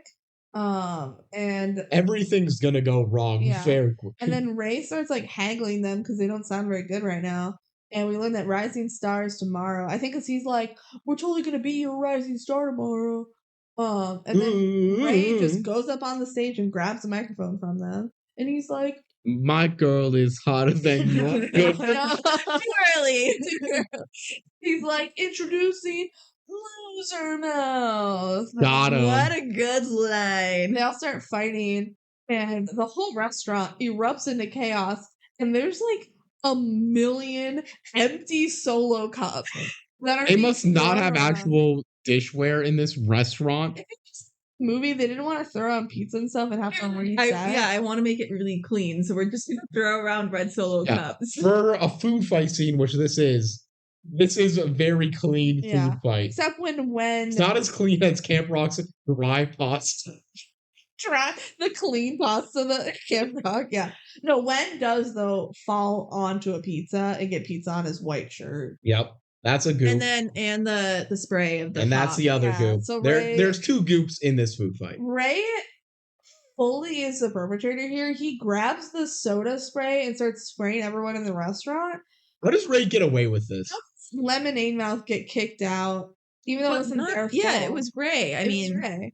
They have the did audience shove Ray testimony. first, but yeah. Ray. I don't think it got was up on ever stage. confirmed that they don't get to play there again. Well- They were just like, they'll never let us play there again. Yeah, And then it we're was past the assuming movie. that- yeah, we're assuming since Charlie says in the next scene, like, well, Dante's not going to let us play there anymore. Which, like, just banned Ray from the restaurant. He went up on stage during their gig and started, like, talking to the microphone and stuff, and then caused a fight. Yeah. Like, it should not be on the band. That should be Ray banned from the restaurant for life. But whatever. Mo and Charlie are walking home, and Charlie's like, "Mo, I have to tell you something. I like you, Mo. There, I said it." Like, it's so, it's actually pretty bad acting. Yeah. He's like, "There, I said it." And Mo's like, "No, Charlie, we're just friends." She's And- handling it really well. And Charlie's like, "Whatever." And she's like, "No, Charlie." And he's like, "You know what? Be heard. It's a stupid song. I'm never singing it again." And he runs away. Charlie puts on his headphones, starts listening to Shawn Mendes' "Treat You Better." Like, Charlie, come on. Which I get, he's like 14. So he put himself out there and he was rejected. He doesn't know how to handle it. But he's so Like, dramatic. he had the time and the place, and like she was After giving you him just got no kicked out of the pizza. signals. Like, And she said, she's she's sick. sick. she said no. Like, right before your big competition. you have to learn how to take no as an answer. Like, it's good for you. You put yourself out there, but you have to be prepared that they might not feel the same way about you. And he's like, be heard does stupid. It's like, come on. That's not even her song. No, it's all of their songs. But anyway, he's like presumably she didn't write this. That is very much Stella's song. Yeah. You're not entitled to her feeling. He's like, I thought we're preaching to be heard. And it's like, you were heard. But she doesn't have to feel the same way as you. Come on. Be heard. Recognizing your feelings. How about be strong? Yeah, be strong, Charlie. Be heard doesn't mean every girl is gonna say yes to you. And there's like 8 girls that are crushing on you hard. Yeah, I mean that's what he learns at the end of the movie. Yeah. Anyway, Charlie runs off and Mo's dad opens the door and is like, come inside, Mohini. I think that's her name. Yeah. And he's like, you are too young for boys. And she's like, I was literally talking to him for 5 minutes and rejected him. What? She's like, he's just a friend, Dad. And he's like, I cannot leave my country for you to throw everything away on boys and rock bands. Which, like, what a leap of her just having a conversation with a boy to, I gave up everything for you. Like, geez Louise, she just rejected that boy. She's like, Charlie's just a friend, and the band is just a little bit of fun. It's nothing. And then the mom comes in and is like, what's going on? And she says, Baba doesn't trust me. And mom's like, that's not true. And he's like, no, it is. Yeah, she's like, is it? And the dad doesn't answer. He walks away, and she's like, that's what I thought. So, yeah, he doesn't trust her. And also, she's sick. The mom's she's like, still coughing up a storm. You have a fever.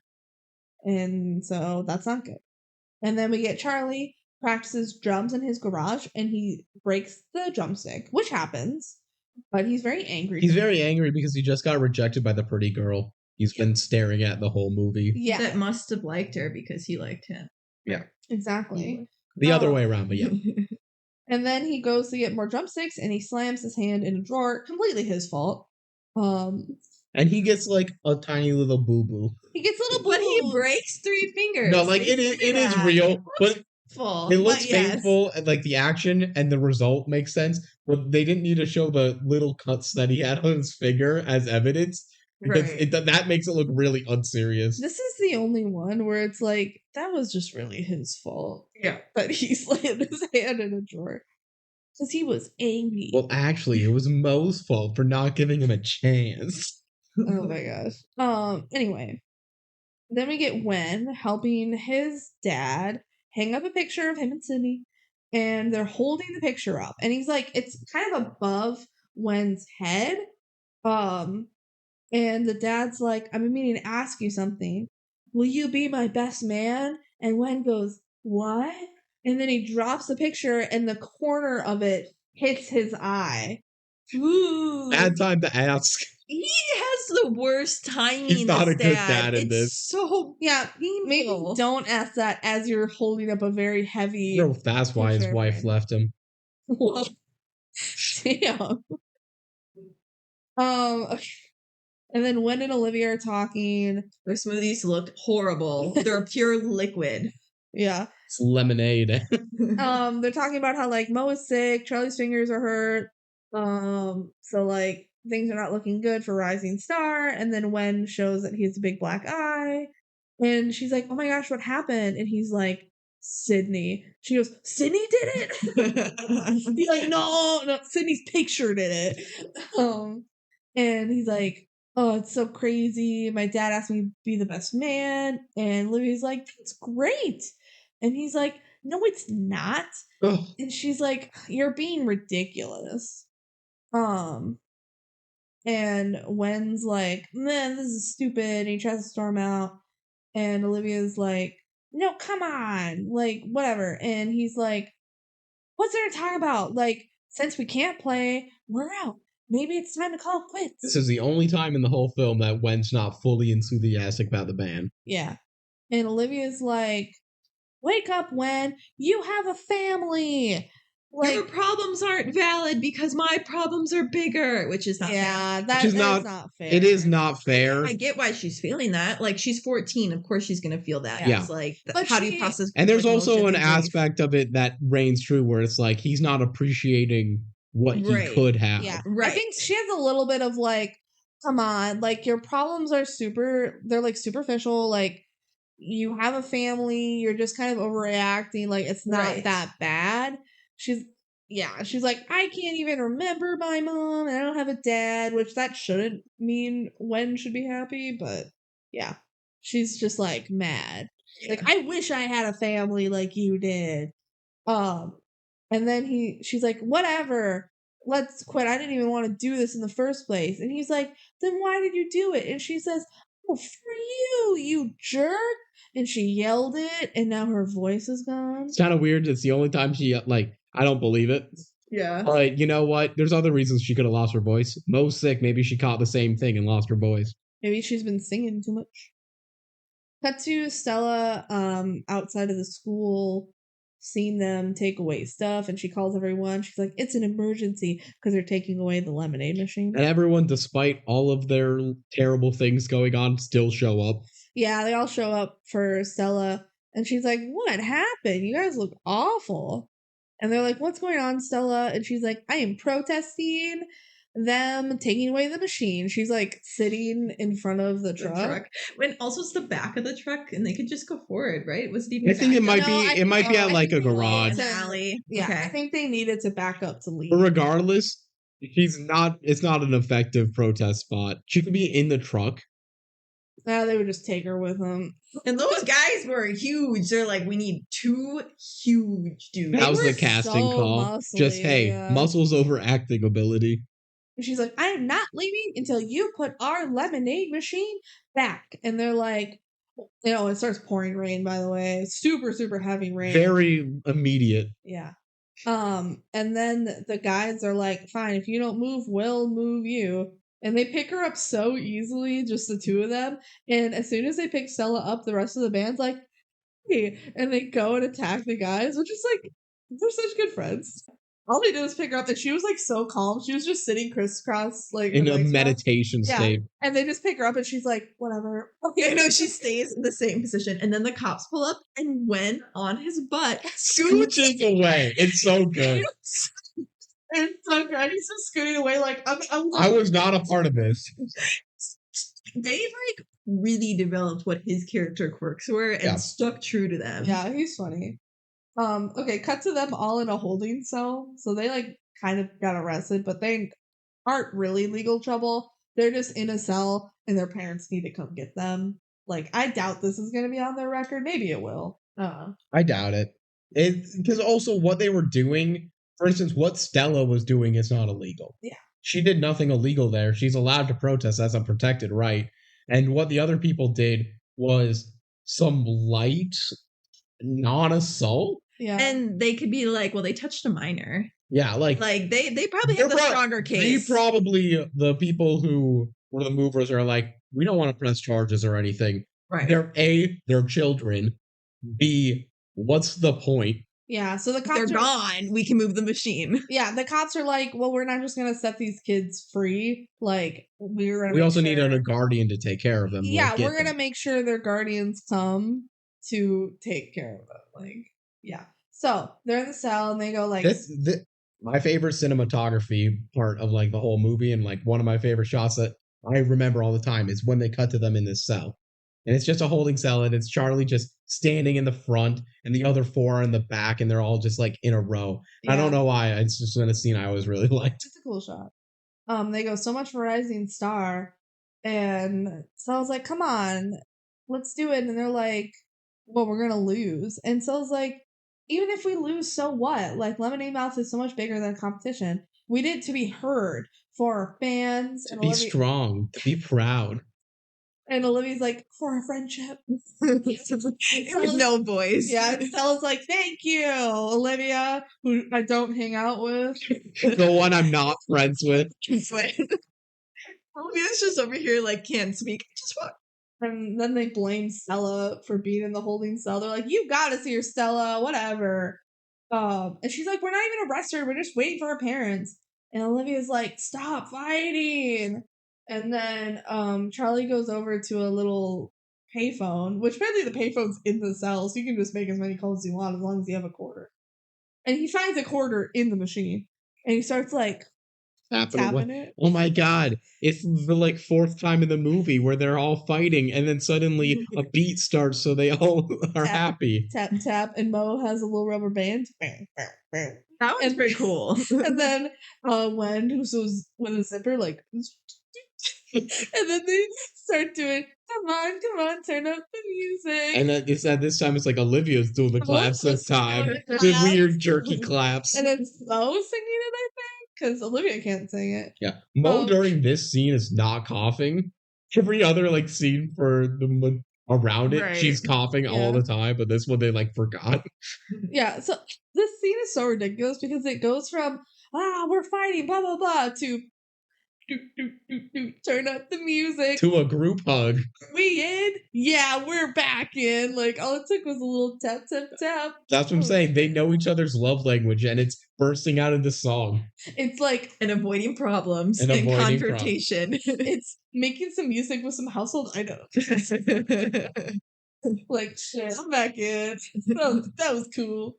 So then they all get picked up, like, one by their families. So first we see Graham pick up Olivia, and it's just a short little scene where Graham's like, "When I said get out of the house, I didn't mean like that." Lol, Graham. And then Sydney picks up Wen, and she's like, "I'm sorry, your dad's busy." And instead of being mad or anything, he just hugs her, and he's like, "Thank you for coming here." And she's like, "Of course." Like, If he's finally giving the relationship a chance, Yeah. is kind of the view of it. That was cute. it was cute. And then Mo's parents pick her up, and Mo stands up to her dad.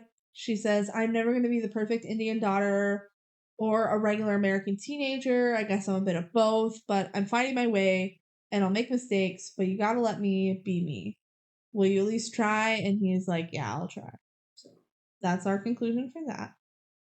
Charlie gets picked up, and he's like, "Man, I'm in so much trouble." But it's not his parents, it's his brother Tommy. And they have a nice little chat in the car, and Tommy says, "Hey, you need to stand up to our parents and tell them that you want to play music instead of soccer and that you don't want to go to Stanford." And Charlie's like, "Well, it's so easy for you to say, you're perfect." And Tommy's like, "Well, my grades suck this semester, so I'm not perfect either. Guess we'll tell them together." So we don't get to see Charlie talk to his parents, but Charlie is the least cared about character because most of his character development is honestly not even about the family side. It's about learning to live with the fact that Mo rejects it. yeah. That's his development the rest of the film. But they were like, we did set something up here. We have to like conclude it. Yeah. Right. And we Which- don't want the mom to act again because she's trash. Tommy does a good job, like, talking to his brother. Yeah. And like, "Hey, just be yourself, dude. Like, Mhm. we'll tell them together." You clearly don't play soccer. You suck at soccer. Stella gets picked up by her mom, and this is the best one. They have a really good heart to heart. The mom says, "You know what I see when I look at you? I see an amazingly talented and determined young girl. And I'm sorry I've been so distracted lately, but like, I see everything that you're doing, and I'm so proud of you." And they hug, and it's really cute. And then she's like, "Hey, do you want to go see us play?" And she goes, "We were planning on it." And then you see the dad and the brothers are there also to pick her up, and they brought her guitar and everything, and it's really cute. So Stella, yeah, best pickup of the jail goes to Stella. Everyone had a positive one though. Yeah, everyone had a positive one. I mean, most was a little less positive. It was more just her. It was also kind of a Stella got turning her point. Yeah. I think But- understanding. But her dad was just kind of like reluctant to Yep. accept it, you know? But it's a step in the right direction. So, right. So now they go to the Rising Star competition. Mudside crushes up. "My girl is hotter than your girl. You know it. You know it. My ride is sweeter than your ride. You know it. You know it. Don't you wish you were us?" Ironic masterpiece. Honestly, Hey, yes. And what? DCOMs and Disney Channel loves the spelling. Like I can remember like a Shake It Off song where they made poor, what's her name, Bella Thorne spell like a ton in it. Anyways, Yeah. this What do they say? It's your low LOL L were were VIP. VIP. I thought it was BIG. No, that's the No, second okay. one. Your LOL, LOL we're were VIP. Your MIA, we're BIG. Which is funny because BIG is not an acronym. The rest just are. big. No one really likes you that much. Much. Don't you wish you were us? What if honestly, like, there's a world where I just jammed to that And song? Ray is wearing his face on his It's so shirt. good. Scott just a- has plaid pants. It's just a white so shirt with good. his face, like a picture of his a face on picture it. of his face right below his actual face. It's just an album fit. It's so good. And he's like, all the pretty girls are whatever that part of the song. Breakdown. And he like goes and he sees the girls and they're like, and then he's like kind of scoffs them like, these girls are crazy for me. Like, oh my god. And then during it, Wen says, they are very, very good. Okay. Sure. My girl is better than your girl. You know it. It's so that beginning is so bad. So good though. It's but an ironic one. I like. I want to Yeah. hate it, but it's actually got some good like beats to it. Yeah. All right. So now it's time for Lemonade Mouth to go on. They try to play Determinate, which is their best song. Which is the right choice. Like, it's like Determinate playing on the radio makes sense. That's the song that would be a hit. In real life, that was the song that was the hit. Same thing for performing here. That's their most unique, like, wowing song. Even if She's So Gone may be a better song in your opinion. Yeah, but Like- it gets the rapping and it showcases everybody. Yeah. Yeah. It is the right And song. the crowd knows it. Yeah, so that would help them a lot. But so they start to play it. Wen cannot find the right This keys. is so dumb because he should be able to just feel it. Right. Or he I've- has one good eye that he could see. Right, with. get him an eye patch. Or Like, is he just so dizzy from the black eye still? I just don't get that. Because, but give him like a hand injury. I know you already gave Charlie a hand injury, but multiple But even like Charlie does it though. He just drums with one hand. He's not really the problem. No.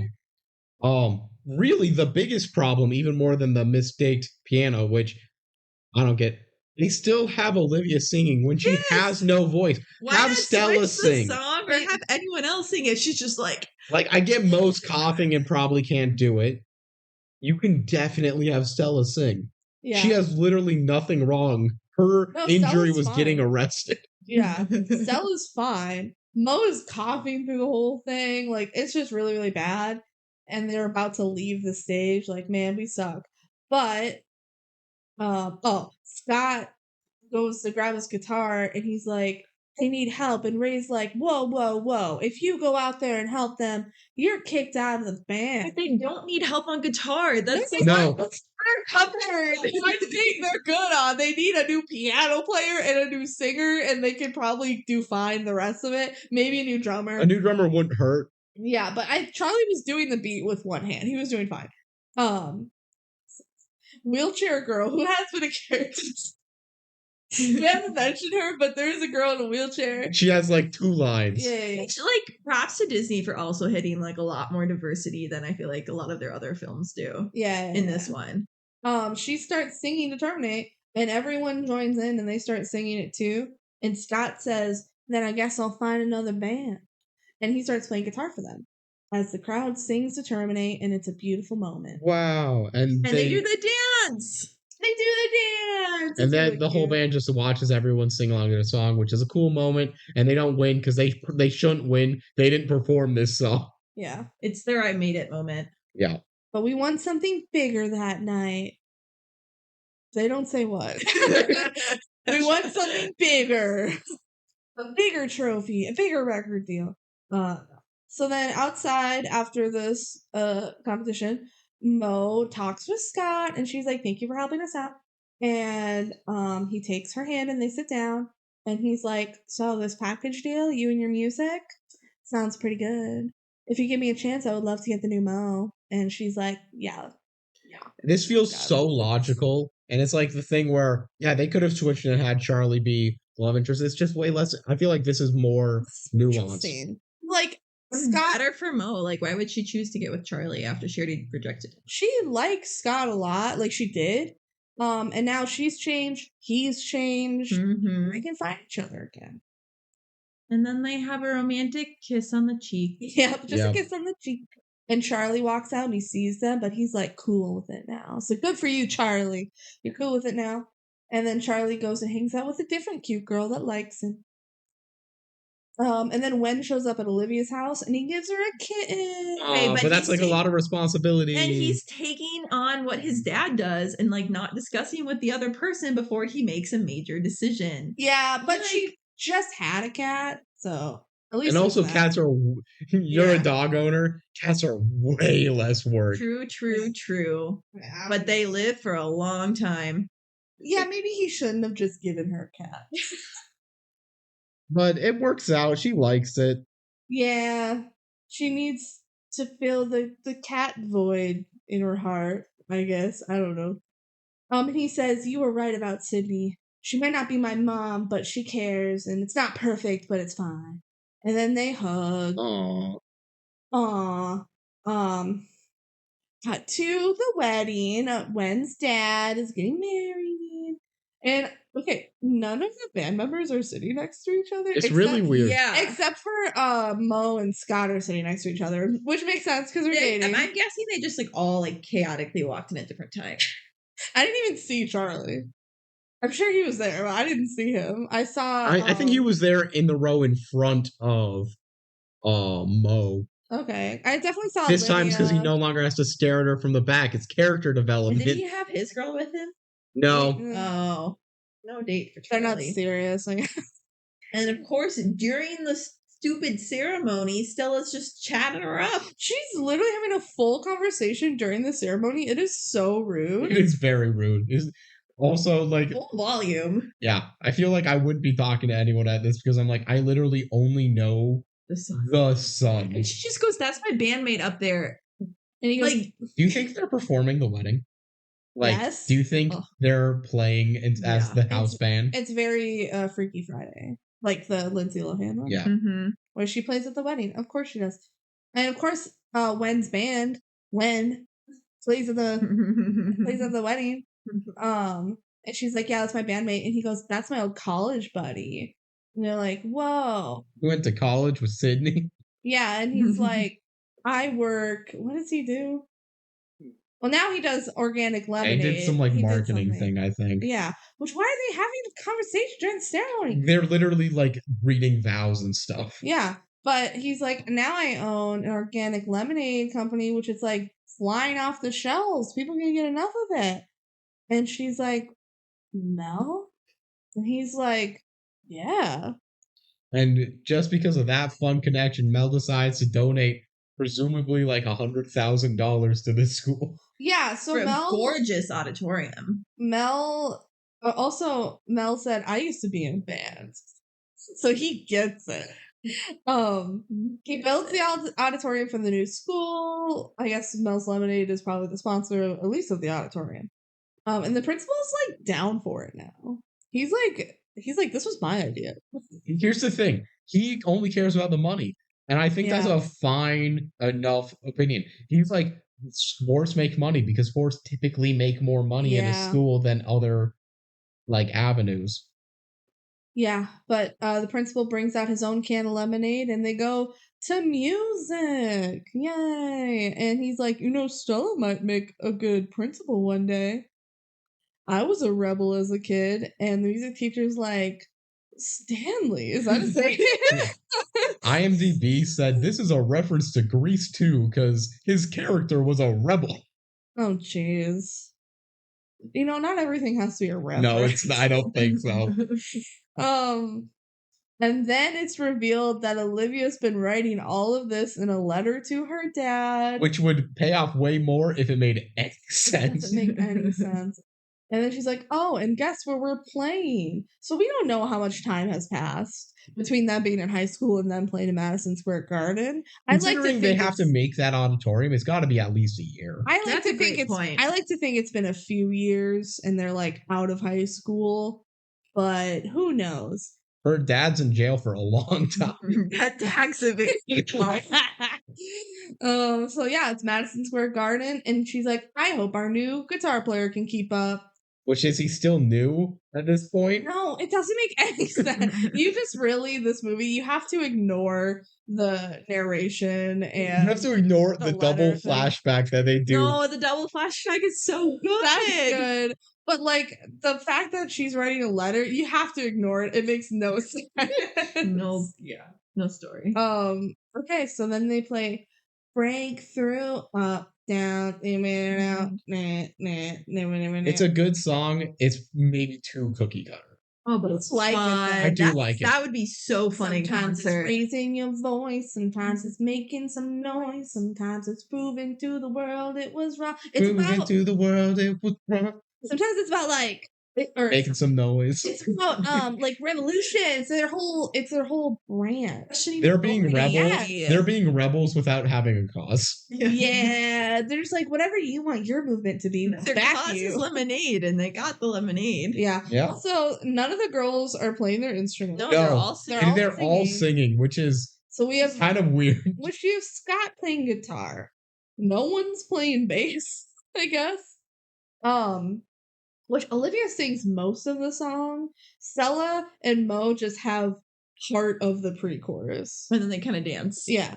But I love the dance, and oh my gosh, the screens with like the footage of the band members and the text that's like, we want lemonade or something, like breakthrough, and it does like the lyrics, like the up, down. It's very, very fun in a way that just wouldn't really be there, but it's fun. I love the second verse, the stop, still, take another breath, road, block, moving to the left, because they do some little steps, so it's cool. And the music stops when they say stop, which we watched a whole video of a compilation of music stopping when they say stop. It happens a lot. It happens a lot.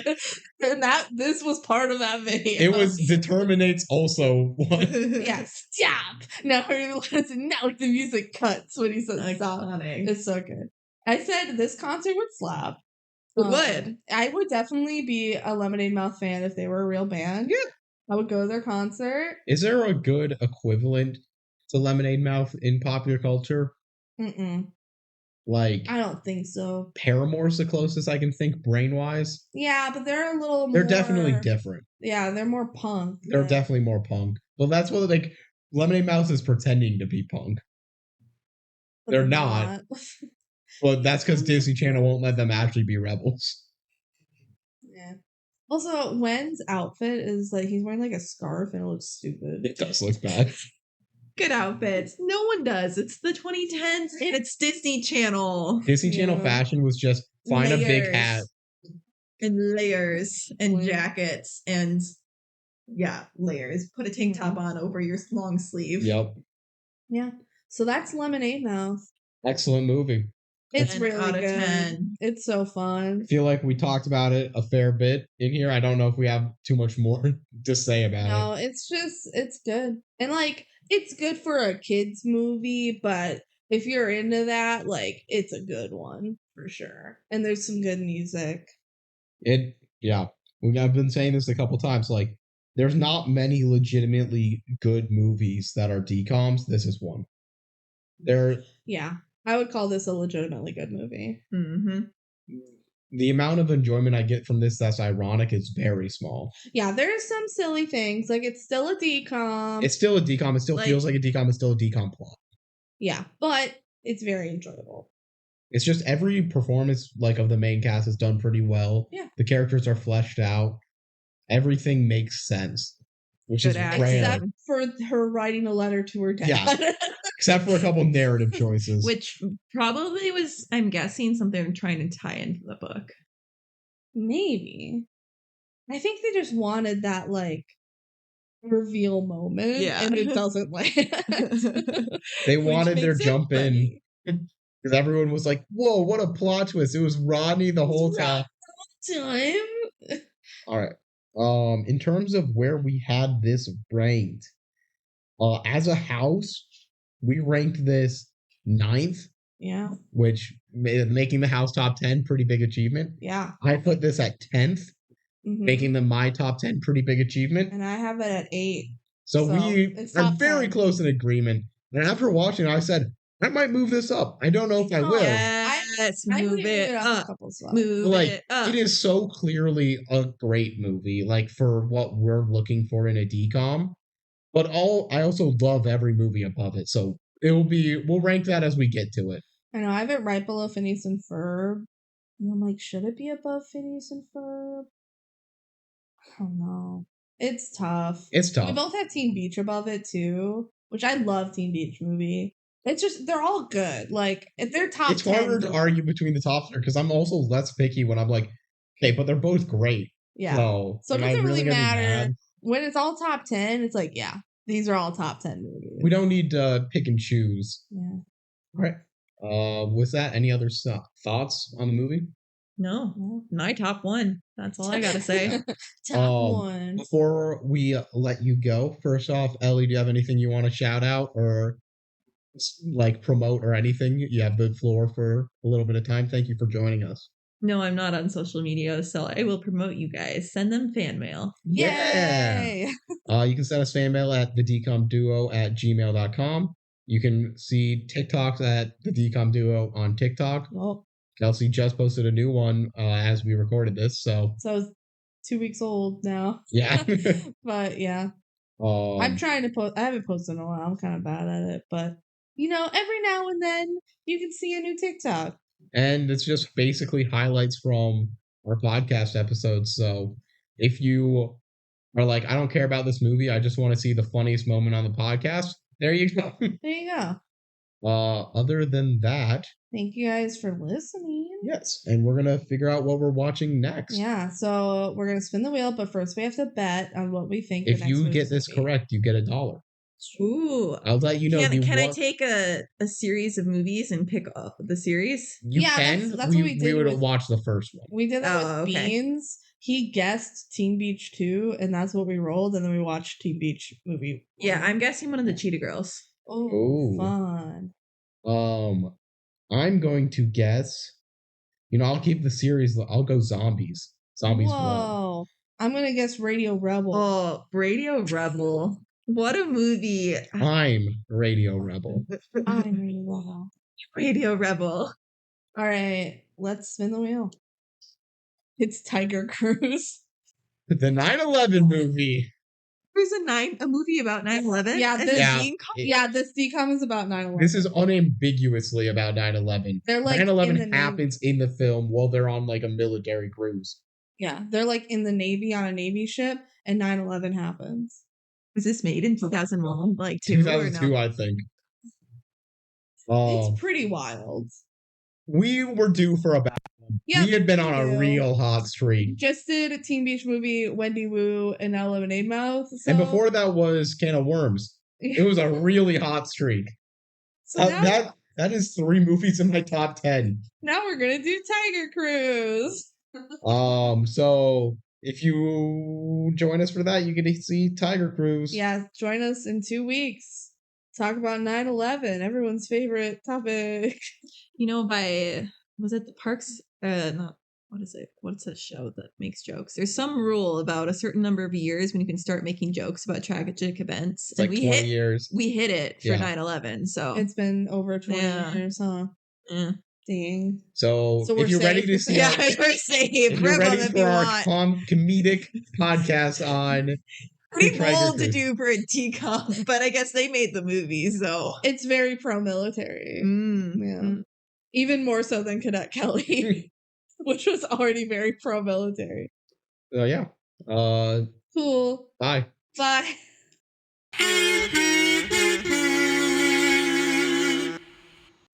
Scenes from our next episode. Hey, y'all ever hear about the thing called 9/11? Join the military to stop 9/11. Man, Pearl Harbor was bad. He really wants that ice cream, and he goes, Little kid that goes, Oh, man, I sure hope no one died when the Twin Towers got hit. Dad, I used to hate that you were in the Navy, but now that 9/11 happened, I love that you're in the Navy. Is that a green screen? There's so many green screens.